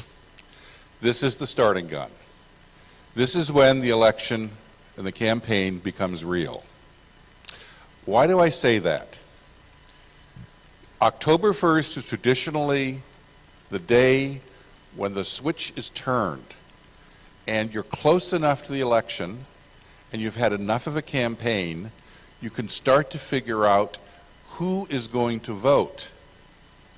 Because the most important thing in an election is not what the final votes are, but who voted. And that a lot of factors go into play in that. Voter enthusiasm, last-minute issues, crises, whether or not the administration has been able to communicate its message properly, how much did it pass in Congress in the last few weeks. They just left town yesterday. Thank God, temporarily safe at last. That means the polling that you constantly see shifts starting today. Before this, it's been almost completely polls of all adults, then it turns to all registered voters. Today, it starts to be likely voters. Now, you can make mistakes on who's going to be a likely voter. It won't shock you that lots of people say they're going to vote and they don't turn up. But there are various questions you can ask them to measure how sincere they are in their intention to vote. The best data we're going to get on the campaign starts today. Let me give you an example. Up until about 10 days ago, there had been 140 polls measuring the generic congressional vote. In other words, do you want a Democrat or a Republican in your district? Do you want Democrats to control Congress? Do you want Republicans to control Congress? 107 of those 140 polls measured registered voters. And by the way, in a midterm election, only about half of registered voters turn out. Only about half. The key is knowing which half. Of those 107 polls, listen to this. 46 gave Democrats the edge, 47 gave Republicans the edge, and 14 were tied. In other words, a very, very close race. But 33 of those polls measured only likely voters. They used various screens to figure out which part of that registered voter base would actually vote. Republicans won 31 of those 33 contests. So there's a difference in who you poll if you want to know what the result is going to be. And this is where the media, what I call the media industrial complex, plays a role. As a card-carrying member of the media, the two biggest problems in the media are not bias or simple hostility towards you. The two biggest problems in the media are laziness and the selectivity of what they report. Sun Tzu in The Art of War said that the best way to win over your adversary is not to have to go to war. He said, the best war is psychological warfare, which destroys your opponent's morale, discourages him, has him stay in his base, and you take over without having to fight very much. The biggest single change I have seen in campaigns since I started covering them is this. The Democrats used to actually want to campaign. They used to want to campaign on issues. They wanted to contrast their actual positions on issues with that of the other side. They don't want to do that anymore. I started doing television 30 years ago. What's been the biggest change? Back then on cable TV, you used to have one guy who was a liberal and one guy who was a conservative or a libertarian or something, and they would argue. Now they don't have that anymore. The biggest reason is the people who run cable TV don't want debates. They want to propagandize. Because in debates, at least at MSNBC and at CNN and PBS, they lose most of those debates. So think about all the things that have changed in your lifetime to shut down debate. Think about this. When Ronald Reagan was elected president, 98% of people voted on election day. A few people voted absentee if they were sick or they were traveling out of town. 98% of people voted on election day, which is in the Constitution. Today we have election month or election 2 months. In fact, we have an election month after the election in order to count all the votes that come in and make adjustments. This has been a dramatic sea change. In 2020, contrasted with 98% in 1980 when Reagan won, in 2020, 69% of people voted before Election Day. They voted either early at a government office or mail-in. And I don't have to tell you about the shenanigans of mail-in ballots, especially in 2020 when they used COVID as a cover to bring in their entire agenda and basically destroy election integrity. By the way, I have a new book out on this subject, Our Broken Elections. I brought a few copies. I'll be signing them if you'd like out of the registration area right afterwards. And I'd be happy to chat with you. You don't have to buy a book. Happy to chat with you. So, they don't want a campaign. What they do want, and unfortunately too many of people on our side of the fence also want that, they want to call each other names. This is the most content-free midterm election I've ever seen. 2018, when they were running against Donald Trump, was close, but this is even worse. Content-free. Now, the people in this room, you care about issues. I certainly know you care about the gun issue and the Second Amendment. And I think for the people who actually care about that issue, and I would say 80%, Alan, are on the side of the people who vote as a single issue, probably 80% are a single issue pro-Second Amendment. They're going to turn out and vote because this election is going to be completely polarized between the parties on the issue of the Second Amendment. The biggest single change, by the way, in Second Amendment politics as opposed to policy is how the issue has become completely polarized, sadly, between the parties. You know, there was an assault weapons ban vote in Congress in 1993. That was one of Bill Clinton's first initiatives. It's one of the reasons he lost control of Congress.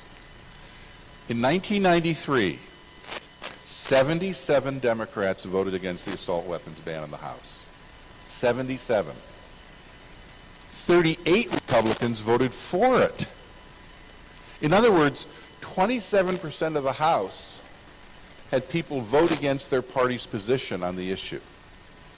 You had 27% were defectors. They either voted no or yes against the majority of their colleagues in the same party. We had another vote on the assault weapons ban a few months ago. 5 Democrats voted no. 2 Republicans voted yes.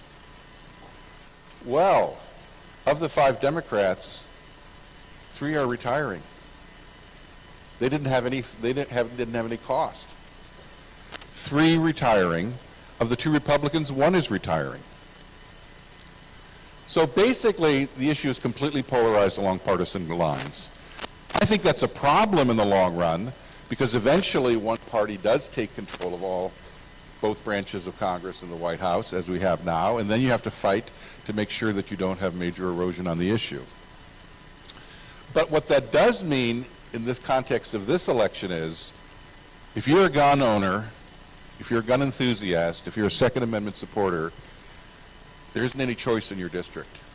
You know where the Democrat stands, and you probably know where the Republican stands, although that can be wishy-washy. So, we've already established how the polls can mislead you because it's not that they're wrong, it's just that they're measuring the wrong group of people, or they don't have specific enough data on who will be voting. Here's the other things other measurements that you don't ever hear about in the media. The primaries. We had lots of primaries this year. Republican turnout was up in almost every primary. Democratic turnout was flat or below average in every primary, almost every primary. Registrations. Republican registrations, especially in states like Nevada, especially in states like Florida, which is now, for the first time in history, there are more Republicans registered to vote in Florida than Democrats, and it's by 300,000. That happened almost everywhere in the country, with a couple of exceptions. Republican registration was way up. And cash. Democrats had a huge cash advantage this summer. You probably noticed that if you were in a competitive state and you saw all those ads. That is now changing. Now the money, now the cavalry is coming over the hill. Those are things you don't normally hear about in the media. By the way, do you remember a few years ago that there were all these complaints and demands for campaign finance reform. There was too much money in politics. There were too many rich people trying to buy elections. Have you noticed that since all these Democratic billionaires stepped forward and all of this dark money came in and it was from the left side of the spectrum, do you notice how many complaints in the media there are about big money in politics and how much we need campaign finance reform?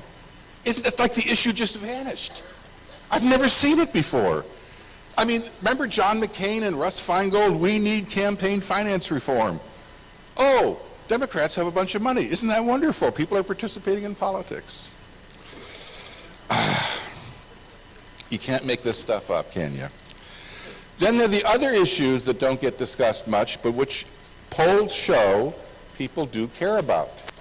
Education, for the first time in polling history, more surveys than not show Republicans are trusted more on education than Democrats. How could that be? Well, look at what COVID revealed. COVID saw millions of parents looking over their kids' shoulders at a Zoom broadcast and said, heavens to Betsy, they're teaching that? Crime.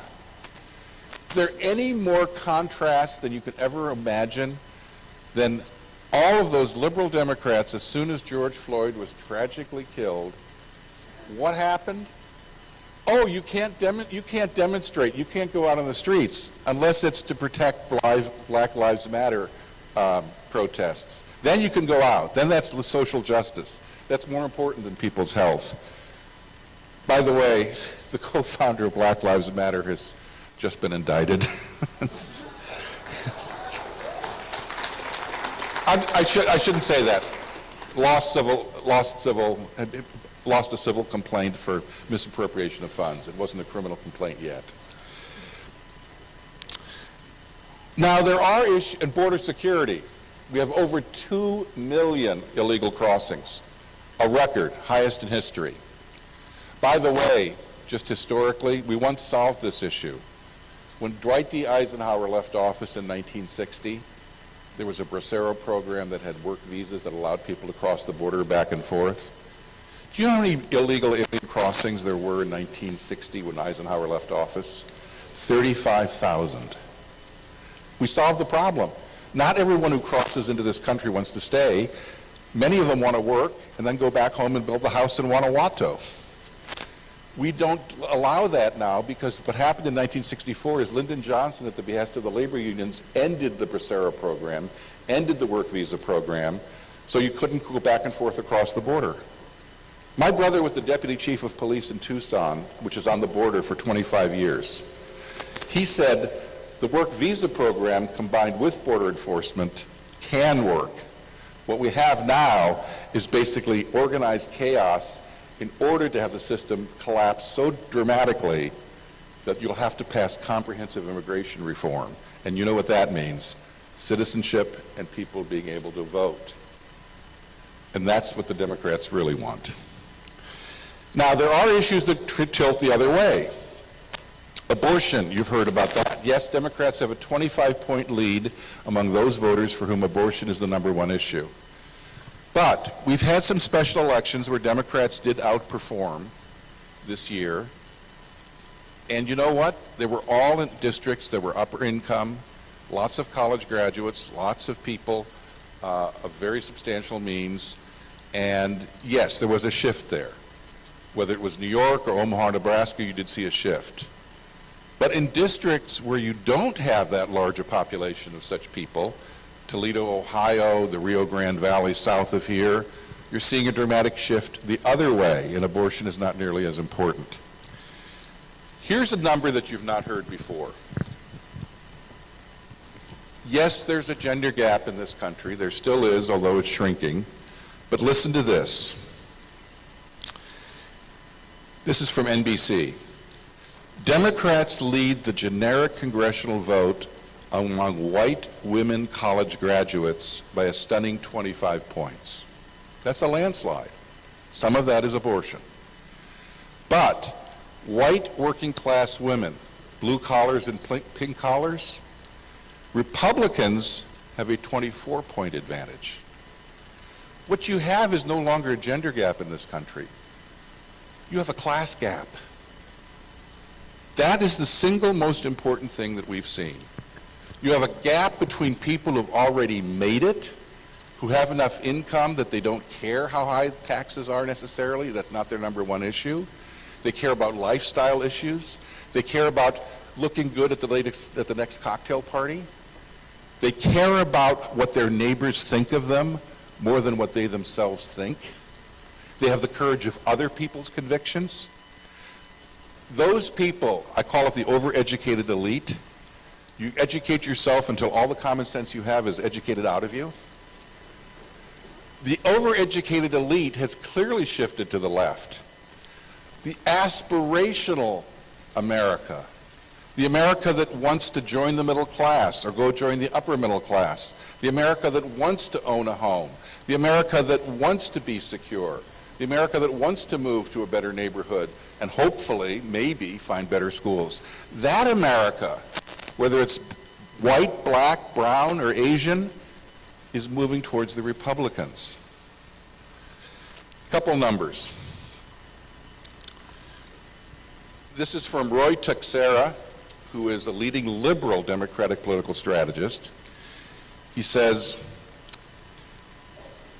the Hispanic margins for Democrats in 2022 are half what they were in the last midterm election of 2018, and they lag behind 2020 as well. All over this country, Hispanics are flocking to the Republican Party because many of them work in oil and gas, which is now the new devil product. They work in the Border Patrol, for example, along the Rio Grande Valley. Biden has trashed the Border Patrol, destroyed morale. They work in law enforcement, or they're shopkeepers, small business people who are being harassed and audited. And who do you think the 87,000 new IRS agents are going to be going after? We all know that the rich have the ability to hire accountants and lawyers to keep the IRS at bay. The small businessman or small businesswoman doesn't.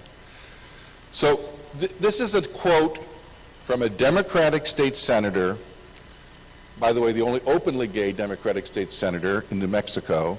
His name is Jacob Candelaria, and this is what he says. He explains why the people in his district, and he doesn't like this, he's a Democrat, why the people in this district are leaving the Democratic Party.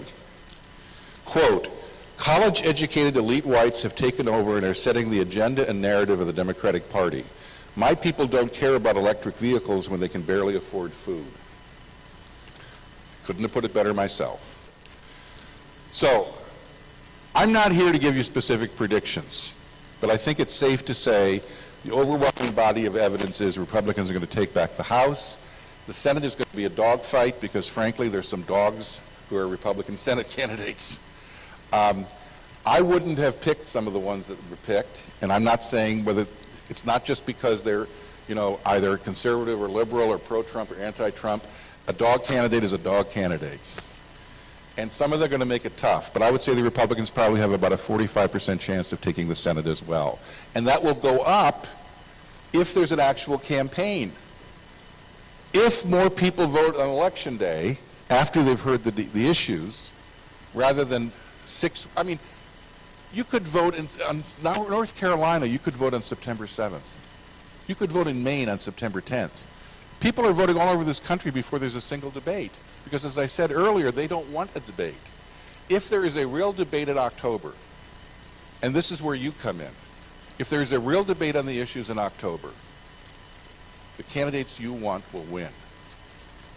Because let me tell you just one thing before I'm going to wrap up with the presidential races. You have more power than you possibly can imagine. And I say this as someone who's worked for some of the most powerful media entities in the country. Why? It's called believability and trust. I don't have to tell you trust in the media has collapsed. It's down to 25%. 25% of people believe most of what they see and hear in the media, the mainstream media. There's a thing called the Q factor, which measures how likable you are on television. There's also a thing called the C factor, which measures how credible you are in your messaging, how much people believe you when you hear information from you. A political ad on a scale of 1 to 100 is at about a 20. Most people don't believe political ads. If you're selling soap or cars, It's about a 35 or 40. But if people hear a message from a friend, neighbor, relative, or colleague at work, it starts at about 65 and goes up to about 90 if it's your mom. I mean, people believe it if they hear it from someone they know and they trust. All of you have social media accounts. I know you do. All of you have a list of names, probably dozens, maybe even hundreds of people who, if you send them something, they'll open it because it's from you, and they may well read it because it's from you. You can all be mini publishers between now and Election Day. On Second Amendment issues and on other issues you may care about. Reach out to your social media contacts and keep them informed about the material in the election that the rest of the media is not telling you. Now, we don't have time for questions, but I know someone asked me, you're going to have to say something about 2024. Well, let's be honest. The Democratic side is pretty easy to predict. I have said this since the day Joe Biden took office. Joe Biden will not be the Democratic nominee for president in 2024. He will not be. Did you see the latest video? I mean, we've been 4 videos in the last week and a half basically showing it's nighttime for Bonzo. It's just bad.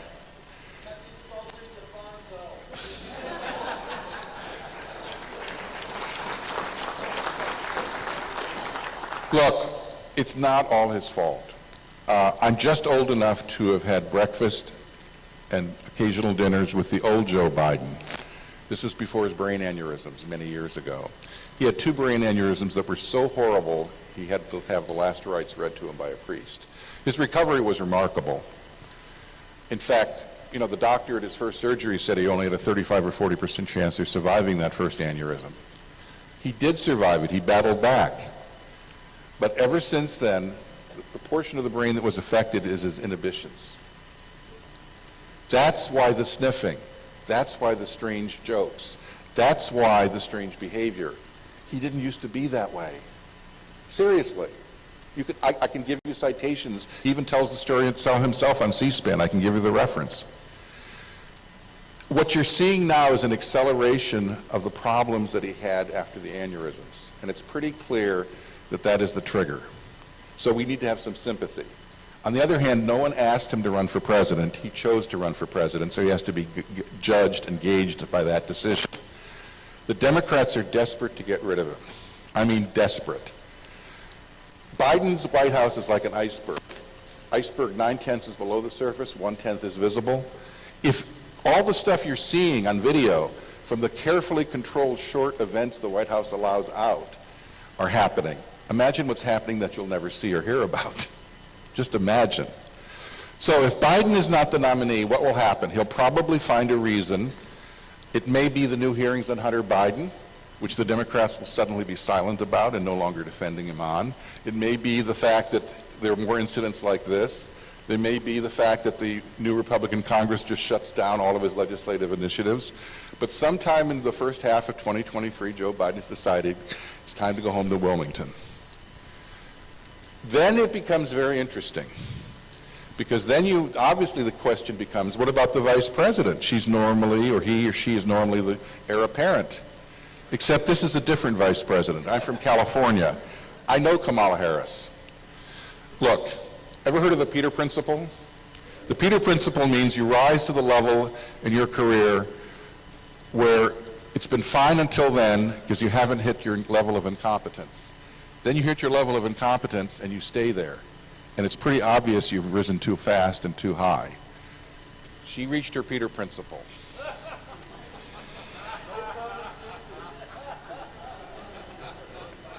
This is not just about affirmative action, because obviously she was selected in part for her identity and her pronouns, whatever they are. It's not just about that. It's about the fact that she doesn't know how to do the job. Did you see her in Korea? She said, I'm here to stand with our great ally, the Republic of North Korea. Now look, I realize that that's the society they want to create in the United States, but we're not there yet. She jumped the shark. Kamala Harris is not going to be the Democratic presidential nominee either in 2024. You could walk through her deepest thoughts and not get your ankles wet. And they know that she's a problem. So I fear you're going to have a choice between, worst case is Gavin Newsom, Mr. Oleaginous and hair gel. Then you go to Pete Buttigieg, who's a very smart guy but is not going to sell in the rural South or in minority communities. I'm sorry. The rest of the country is enlightened, but there are some parts that aren't. And just look at his showing in the South Carolina primary. Or maybe somebody sensible, at least outwardly, like Amy Klobuchar, someone like that, who might have a chance. But I wouldn't want to bet much on the chances of the Democratic presidential nominee in 2024. As for the Republicans, there are those who think that Donald Trump runs and there will be no one running against him. That's not going to happen. I've known Donald Trump for 36 years. Not well, but I've covered him for 36 years. And believe me, I used to take his calls when he was pretending that he was his own PR agent and masquerading his voice because he was too cheap to hire his own PR agent. I've known Donald Trump for 36 years. He wants to run desperately. He wants redemption. He wants to revenge. He wants to run. But I will tell you right now, he's slowing down too. His attention span used to be 15 seconds. It's down to 5. And I will tell you the single biggest mistake he has made since 2020 is I talk about the 2020 election. He shouldn't. He should be talking about the future. People will not let you litigate the past forever. The past for them is eventually the past. I haven't heard a new idea from Donald Trump. I've heard lots of good things about how good things were between 2016 and 2020, and they were good. They were good. But what are you going to do for me lately? That's always the next question in politics. He will be challenged. It will be a tough primary fight, and I don't know who the winner will be. And yes, Ron DeSantis is running. So, with that, I'll just conclude by saying polls are going to bounce around a lot, and there's going to be a lot of media speculation, and pundits will be bloviating between now and Election Day. Ignore them. Even me. Ignore them. Make up your own mind. I have a newsletter, which I send out every day with Steve Moore and Art Laffer and Larry Kudlow, who used to be Donald Trump's National Economic Director. You are welcome to subscribe to it free. It's free. We have a generous donor. All you have to do is go to committee-to-unleash-prosperity.org. I'll repeat that. Committee-to-unleash-prosperity.org. There's a box there where you can sign up for the newsletter. It's called The Hotline. Comes out 5 days a week. We welcome you. We have 95,000 subscribers. We're looking for more. Committee-to-unleash-prosperity.org. And that's where you'll be able to read the stuff that I put out on politics, and you can believe it or not believe it, but at least I'm not trying to snow you. Any mistakes I make are legitimate mistakes. So in close races, here's what's going to happen, I think, in October. If the Sun Tzu is right, and if the psychological warfare the Democrats have to depress the voter turnout, the real voter suppression is depressing Republicans' optimism so they don't turn out. If the psychological warfare doesn't work, and there's a campaign really based on issues, the issues are not going to be the Democratic issues. They'll be the issues of the economy. They'll be the issues of national security. There'll be the issues of border security. For some of you, it's going to be the issues of the Second Amendment. The more that the average American with common sense gets closer and closer to the election, they finally pay attention, because most people are too smart to pay attention to politics all the time. The average American wants to forget about politics and get down to the serious business of living, which is their family, their church, their home, their job.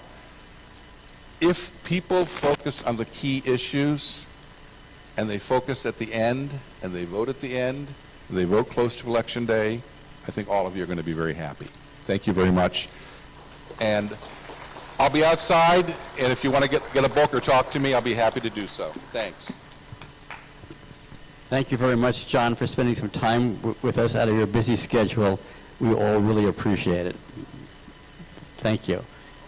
And I just want to, the staff has just handed me a note a little while ago that we now currently on our live streams have 9,498 people watching the Gun Rights Policy Conference at this minute. And I don't know if C-SPAN is covering it live or it's going to be delayed, but we'll be picking up several more thousands of people watching through C-SPAN. Thank you again, John. Julianne?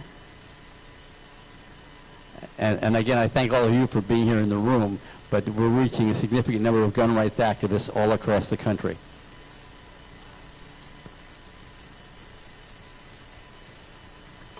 Hi. This panel is entitled The Wisdom of Masayug, Short Answers to Anti-Gun Claims. I don't think Mas is too much wisdom because he's not in the room right now. So what I would like to do is have, am I missing Mas somewhere? No? Oh, sorry, excuse me. I should always look behind me. Okay, Mas has much wisdom because he is here. And this is going to be fun. Thank you, Julianne. It's, I couldn't help but notice one of the many things Julianne and I have in common is when she used the words wisdom and my name in the same sentence, neither of us could keep a straight face. But as she also graphically demonstrated, if you live long enough, you may develop a superpower. And mine developed when I was about 60 years old, and you just saw it in action. You become invisible to younger women. I didn't say it was a good superpower, but it's all I've got.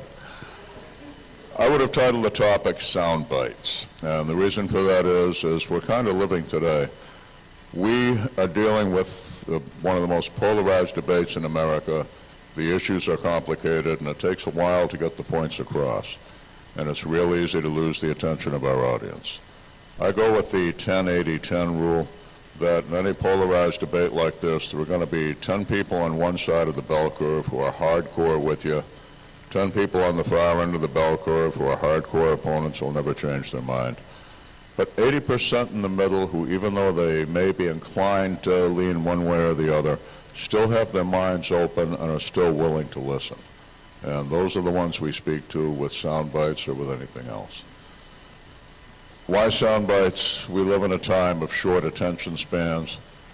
We live in a time where if you can't put it in 280 characters in a Twitter, it may not be read.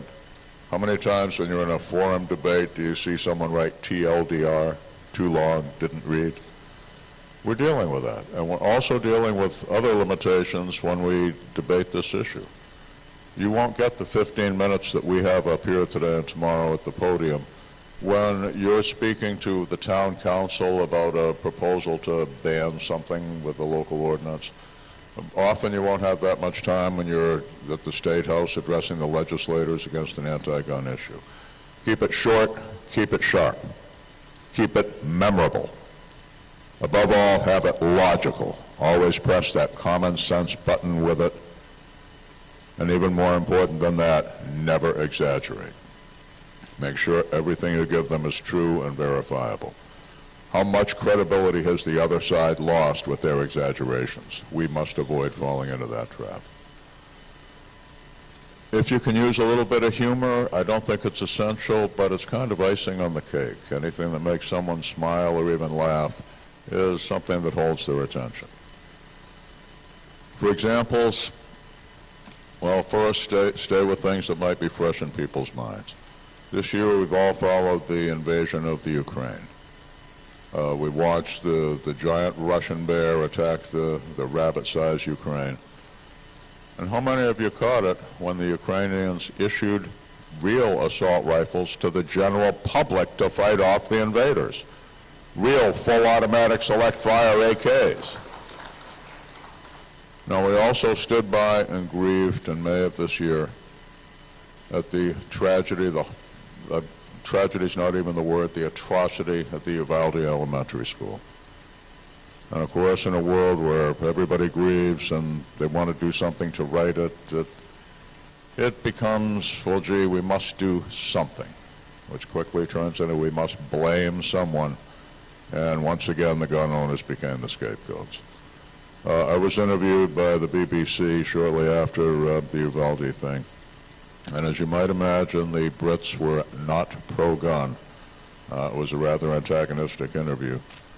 And at one point I was asked, well, in the year 2022, how can the Second Amendment possibly be relevant in America? And I was able to get it with 3 words. Ask a Ukrainian.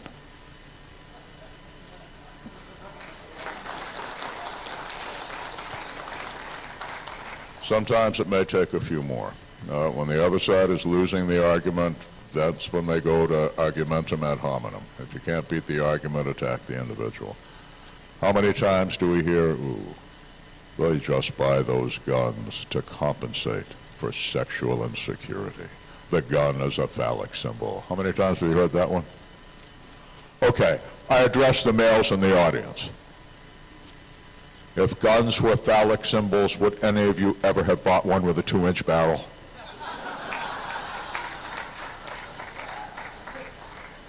There is also a Magnum version of that, but it's not appropriate for recording or C-SPAN, so get with me personally if you need it. Okay, one of the most recent ones, because we have logically pushed the argument of the good guy with the gun. Wayne LaPierre famously said, it takes a good guy with a gun to stop a bad guy with a gun. It's not entirely true. There have been cases of courageous, unarmed citizens who've been able to stop these things, but there have also been many of them who died or were crippled in the attempt. The proper term is the best way to stop a bad guy with a gun is the good guy with a gun. The other side has picked up on that, and their latest meme is, well, maybe they are good guys with guns until they aren't. And what's the implication? It's going to be Jekyll Hyde, and we may look like kindly Dr. Jekyll today, but tomorrow we'll explode into evil Mr. Hyde, the psychopathic killer. Well, I respond to that one, and I have for years, with what I consider to be the unanswerable question. Mr. and Ms. Prohibitionist, are you capable of turning into Mr. Hyde? Could you tomorrow morning wake up and commit cold-blooded malicious murder or even mass murder? And most of the time, of course, the answer is no.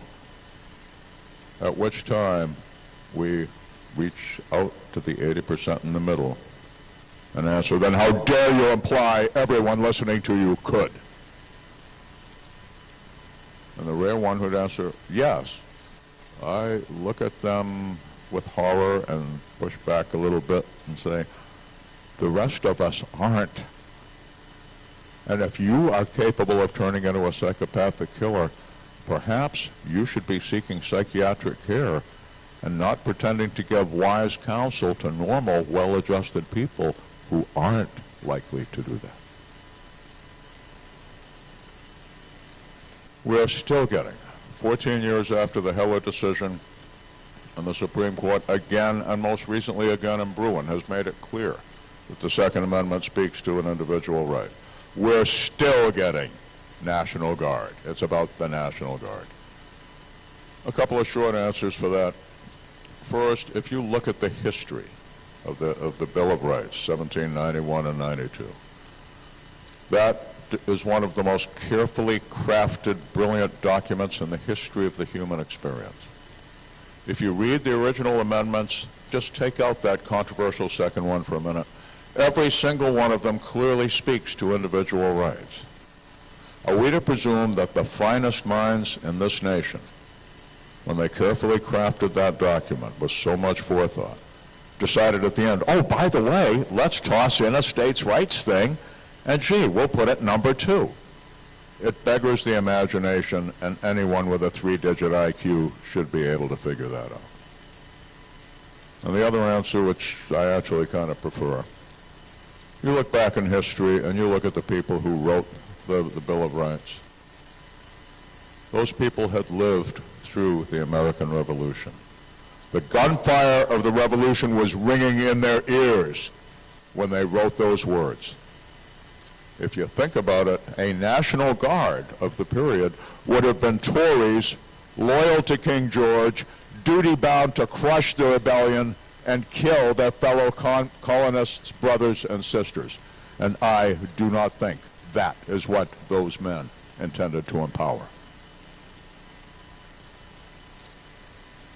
One we're getting all the time is, oh my God, how can you defend people having guns when there were as many as 40,000 gun violence deaths a year? Well, let's break that down, boys and girls. Generally, those figures will include criminals killed by police in the performance of their duties to save the public from those dangerous armed criminals. It will include criminals shot and killed by armed citizens in self-defense. And our brother Gottlieb recently quoted a study that indicated in this country armed citizens may well be killing more bad guys in self-defense than our 800,000 sworn police officers, which means every one of those killings, what justifies a homicide? Immediate, otherwise unavoidable danger of death or grave bodily harm to the innocent, which means every one of those homicides saved the life of at least one innocent person, often more. Those figures also include suicide, and let's talk about that. In any given year, the so-called gun violence deaths will be constituted 60% to fully two-thirds by people who chose to end their own lives. That's a tragedy. I know I and some others in here have worked with suicide prevention organizations. When we think of the suicides, the ones we want to prevent, it's the emotionally driven one, the individual in despair, who seeks that proverbial permanent end to a temporary problem. But what we have to look at is under the tip of that iceberg, a number of those self-directed homicides are what some have called rational suicide. It's the individual who has been diagnosed with a terminal disease. The prognosis is clear, absolute agony, loss of all their faculties, nothing to do to stop the grief of their loved ones standing beside their beds, thousands of dollars a day in medical bills that are draining the estate that they wanted to leave for their children and their grandchildren. And they decide there is no other hope, we'll take the express check out. You do realize at least 10 states in this country authorize physician-assisted suicide. It is literally state-approved, and you see it more in some other nations. Is it sad? Yes. But hear me on this. First, in terms of rational suicide, it's an end-of-life choice, a right to life, a right to die with dignity decision, if you will, that has nothing whatsoever to do with crime. And when they conflate that with criminals murdering innocent people, I submit to you that they are twisting the truth. Now, as far as fighting against suicide, you bet. Many of us in the movement are in the suicide prevention movement as well. And I offer to you the New Hampshire Firearm Safety Coalition, established decades ago by Elaine Frank, who was at that time head of the injury prevention unit at Dartmouth Hospital. It was the one coalition I've ever seen where anti-gun and pro-gun worked together in public interest, and she made it work. One of the programs that she put in, she was joined by Ralph Demico, who at that time owned the largest gun shop in the state of New Hampshire. And it was the gun shop program in which gun shop employees were educated in how to recognize the symbols of what's called suicidal ideation and how to distinguish that from the genuinely motivated first gun owner.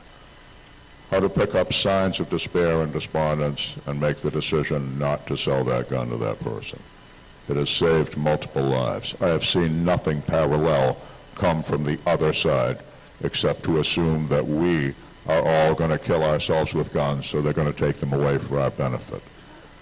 And if they pulled that one on me, my answer would be, I am not my brother's nor sister's keeper, and you most certainly are not mine. But basically, it is disingenuous at best to conflate suicide with anything to do with gun control. We have issues of the high capacity and all that. have the overriding question, why do you keep or carry a gun? As I said earlier today, part of their strategy is to make us become other, someone feared and hated by people who don't begin to understand us. Why might we have guns? My answer is for the same reason you and I both have fire extinguishers in our homes. The same reason both of you and I understand first aid. Now let's go back in time a little bit. Let's go back to mid-20th century in this country. If your parents and grandparents had gone to the family doctor and said, "Doc, show us how to do closed chest cardiac massage," which is what they called CPR during that time, they would have looked at your parents like they were nuts and said, "You want to learn that, go to medical school. That's what we do with patients who are in extremis." Today, there's probably no one in this room who hasn't learned CPR, control the bleed, Heimlich maneuver. Why? Because society figured out when life threatens, the people we call the first responders, fire service, emergency medical service, police service, are really the .gov first responders. Real world, the first responder is the citizen who is there when the life-threatening danger breaks out. Now, when the heart stops beating, it's what, doctors, 5 minutes before irreversible brain death? Now, if you look at emergency response time, it varies wildly. It'll vary rural to suburban to urban. In a given community, it'll vary depending on time of day, weather, time of year, season, traffic patterns, and all of that. Recently, they announced the response time in New Orleans is 2 hours. But the most commonly cited average response time is 11 minutes. And society figured out irreversible brain death in 5 minutes, 11 minutes before the pros get there. If the ordinary citizen can keep them alive, we're going to save life. Mid-20th century, nobody had fire extinguishers in their homes except the firefighters themselves. But society figured out that flame blooms on the kitchen stove. You've got to get away from it. You've got to get to the phone. You've got to call the police. They've got to be dispatched. They'll send the fire department. And by that time, the whole building is involved and everyone in it is dead. And they figured out if you've got a fire extinguisher right there, pick it up, hit that stove, and you've got at worst a couple $100 in smoke damage, and maybe you need a new stove. Look at your defensive firearm that you carry on the street and keep in your home and ask yourselves, what the heck is the difference? Each of them is an emergency life-saving rescue tool designed for the first responder to hold the line against death until the professionals can get there to deal with it. Draw that analog because history shows people who realize what this other person is doing runs direct parallel to something else that I'm doing, I'm beginning to relate. Thank you for your time. In a moment, the nice lady behind me is going to bring the shepherd's crook around my neck and drag me off the podium. So I am going to save her the trouble. Thank you all for coming, and God bless you. That we need to look over our shoulders all of the time. We're not paranoid. They really are out to get us.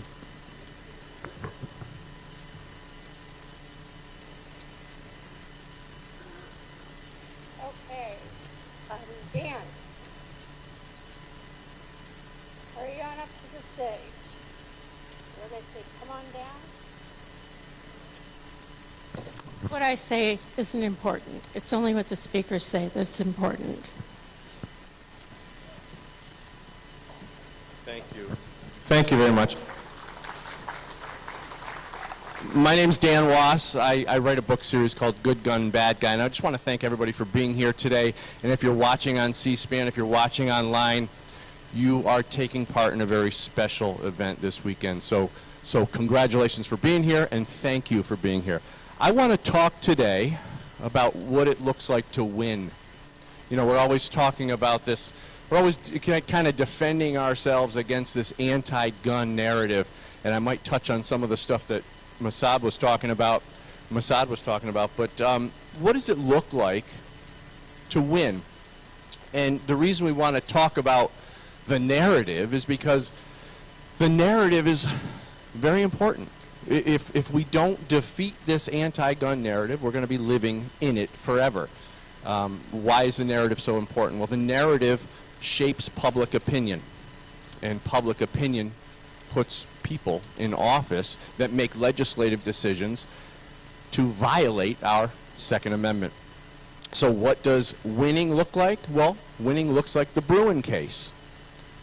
We just had a decision in the Bruin case that a decision, a success, a level of winning and a level of success that we haven't seen in decades. I know the feeling I had, and I was like, I can't believe this happened. This is really great. This is where the Supreme Court rolled up the Constitution and hit the New York State legislature right over the head with it.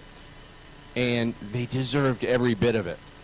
So, but we talk about the narrative, and we talk about how it shapes public opinion, so we got to go back to 1994 and the so-called assault weapons ban. Do you remember Dianne Feinstein holding up that AR-15, saying, this is the problem, this is what we need to get rid of? We need to get rid of these assault weapons. And she tried scaring the nation. She said, Mr. and Mrs. America, turn them all in. And then Bill Clinton would go on and he would say, we got to get rid of these assault weapons so we can save lives, so we can stop violence. Well, as we all know, the 1994 assault weapons ban did nothing to stop violence. And it sunsetted 10 years later as a result. So, what does the Biden administration want to do? They want to do it again, because somehow this time it's going to work, right?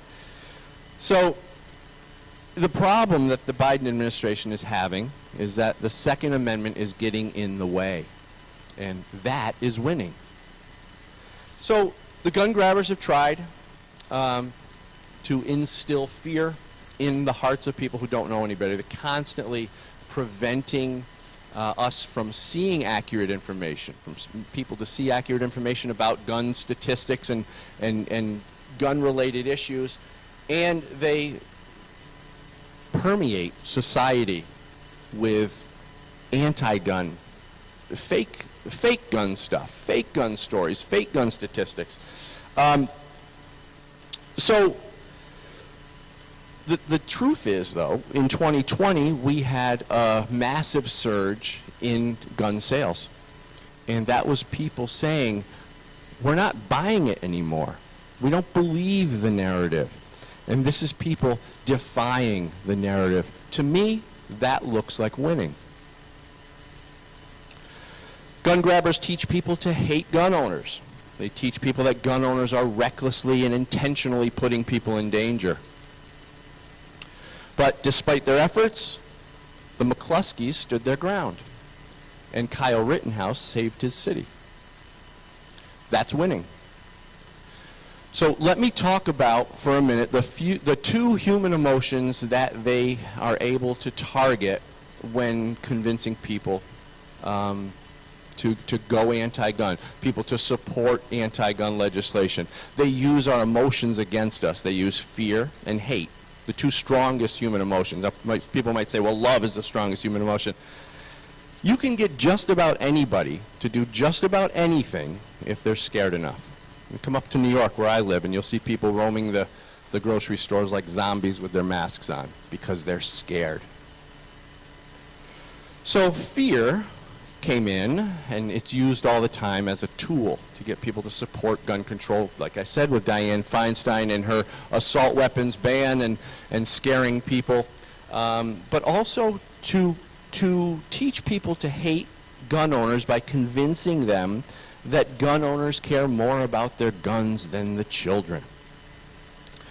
Unfortunately for them, we have the Kleck-Gertz study, which showed us that 2.5 million times per year in America, guns are used to save lives. We also had a CDC study that backed up the Kleck and Gertz study, and it showed that defensive gun uses happen about 2.46 million times per year. And then we even had a Georgetown University study that showed us 1.6 million defensive gun uses per year. The studies prove them wrong. And as far as gun owners being reckless and dangerous, it was Jack Wilson and Stephen Williford, two good guys with guns who saved lives. That is winning. The anti-gun crowd has injected terminology into the conversation, terminology that we have to deal with on a daily basis, things like assault weapon. So we talked about Dianne Feinstein and her so-called assault weapon. That is just to scare people who don't know any better. the term was brought into the public forum, and it was used to push for gun control. Weapons of war. You know the term weapons of war. This was used by Obama and Hillary, and they loved this term, weapons of war. This is so you can believe that these so-called weapons of war, which they never really defined, are roaming around the cul-de-sac where you live. They're going to pop up at the backyard barbecue, these weapons of war, and they're going to kill everybody in sight.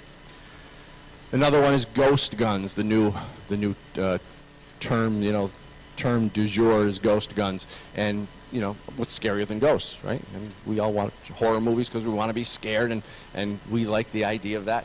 So ghost guns, you put ghost in front of the word gun, and you got a scary element for somebody who doesn't know any better. But ghost guns, as we know, are a path to serialization, universal background checks, and ultimately a gun registry. And we all know where a gun registry goes. But despite their efforts to make people think that guns act on their own, the AR-15 sprays bullets and kills everyone in sight, Americans have purchased over 24 million of them. We defy that narrative as well, and that's winning. You may remember the movie True Lies from 1994. This was Jamie Lee Curtis, and there was a scene in the movie where she's standing at the top of the stairs, and she's got this MAC-10. Remember it? Somebody's laughing over here. They know the scene because she's at the top of the stairs. She's got this MAC-10 is falling down the stairs. It's every time it hits the stairs, the gun flips and it sprays bullets all on its own and kills all the bad guys, right? It flips again, it hits another step, it sprays bullets and kills the bad guys. And it did that all the way down the staircase. This is to show you that guns act on their own, because we know we don't see that in real life. They had to visually create that for you to keep that image in your head so you believe in gun violence. So as much as the political left would love to take over every aspect of your life, including your home, your money, your children, our founding fathers said that they can't do it. Our founding fathers saw these tyrants coming over 200 years away, so they wrote the Bill of Rights. That's winning.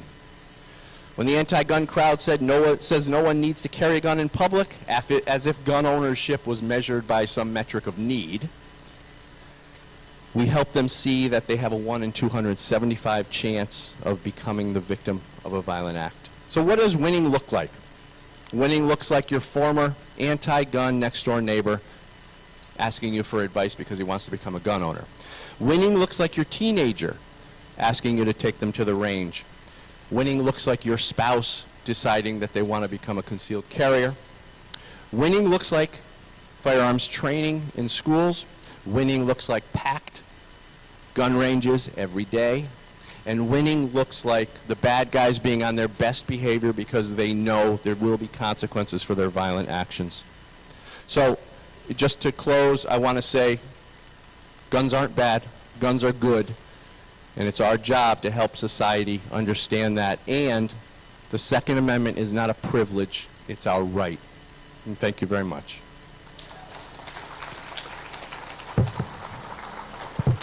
Thank you very much.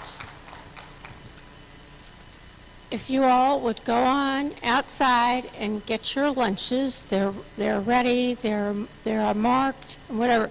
And then if you could get back in here a little faster, then I had originally planned so that we can start on the luncheon where Stephen Gutowski will speak.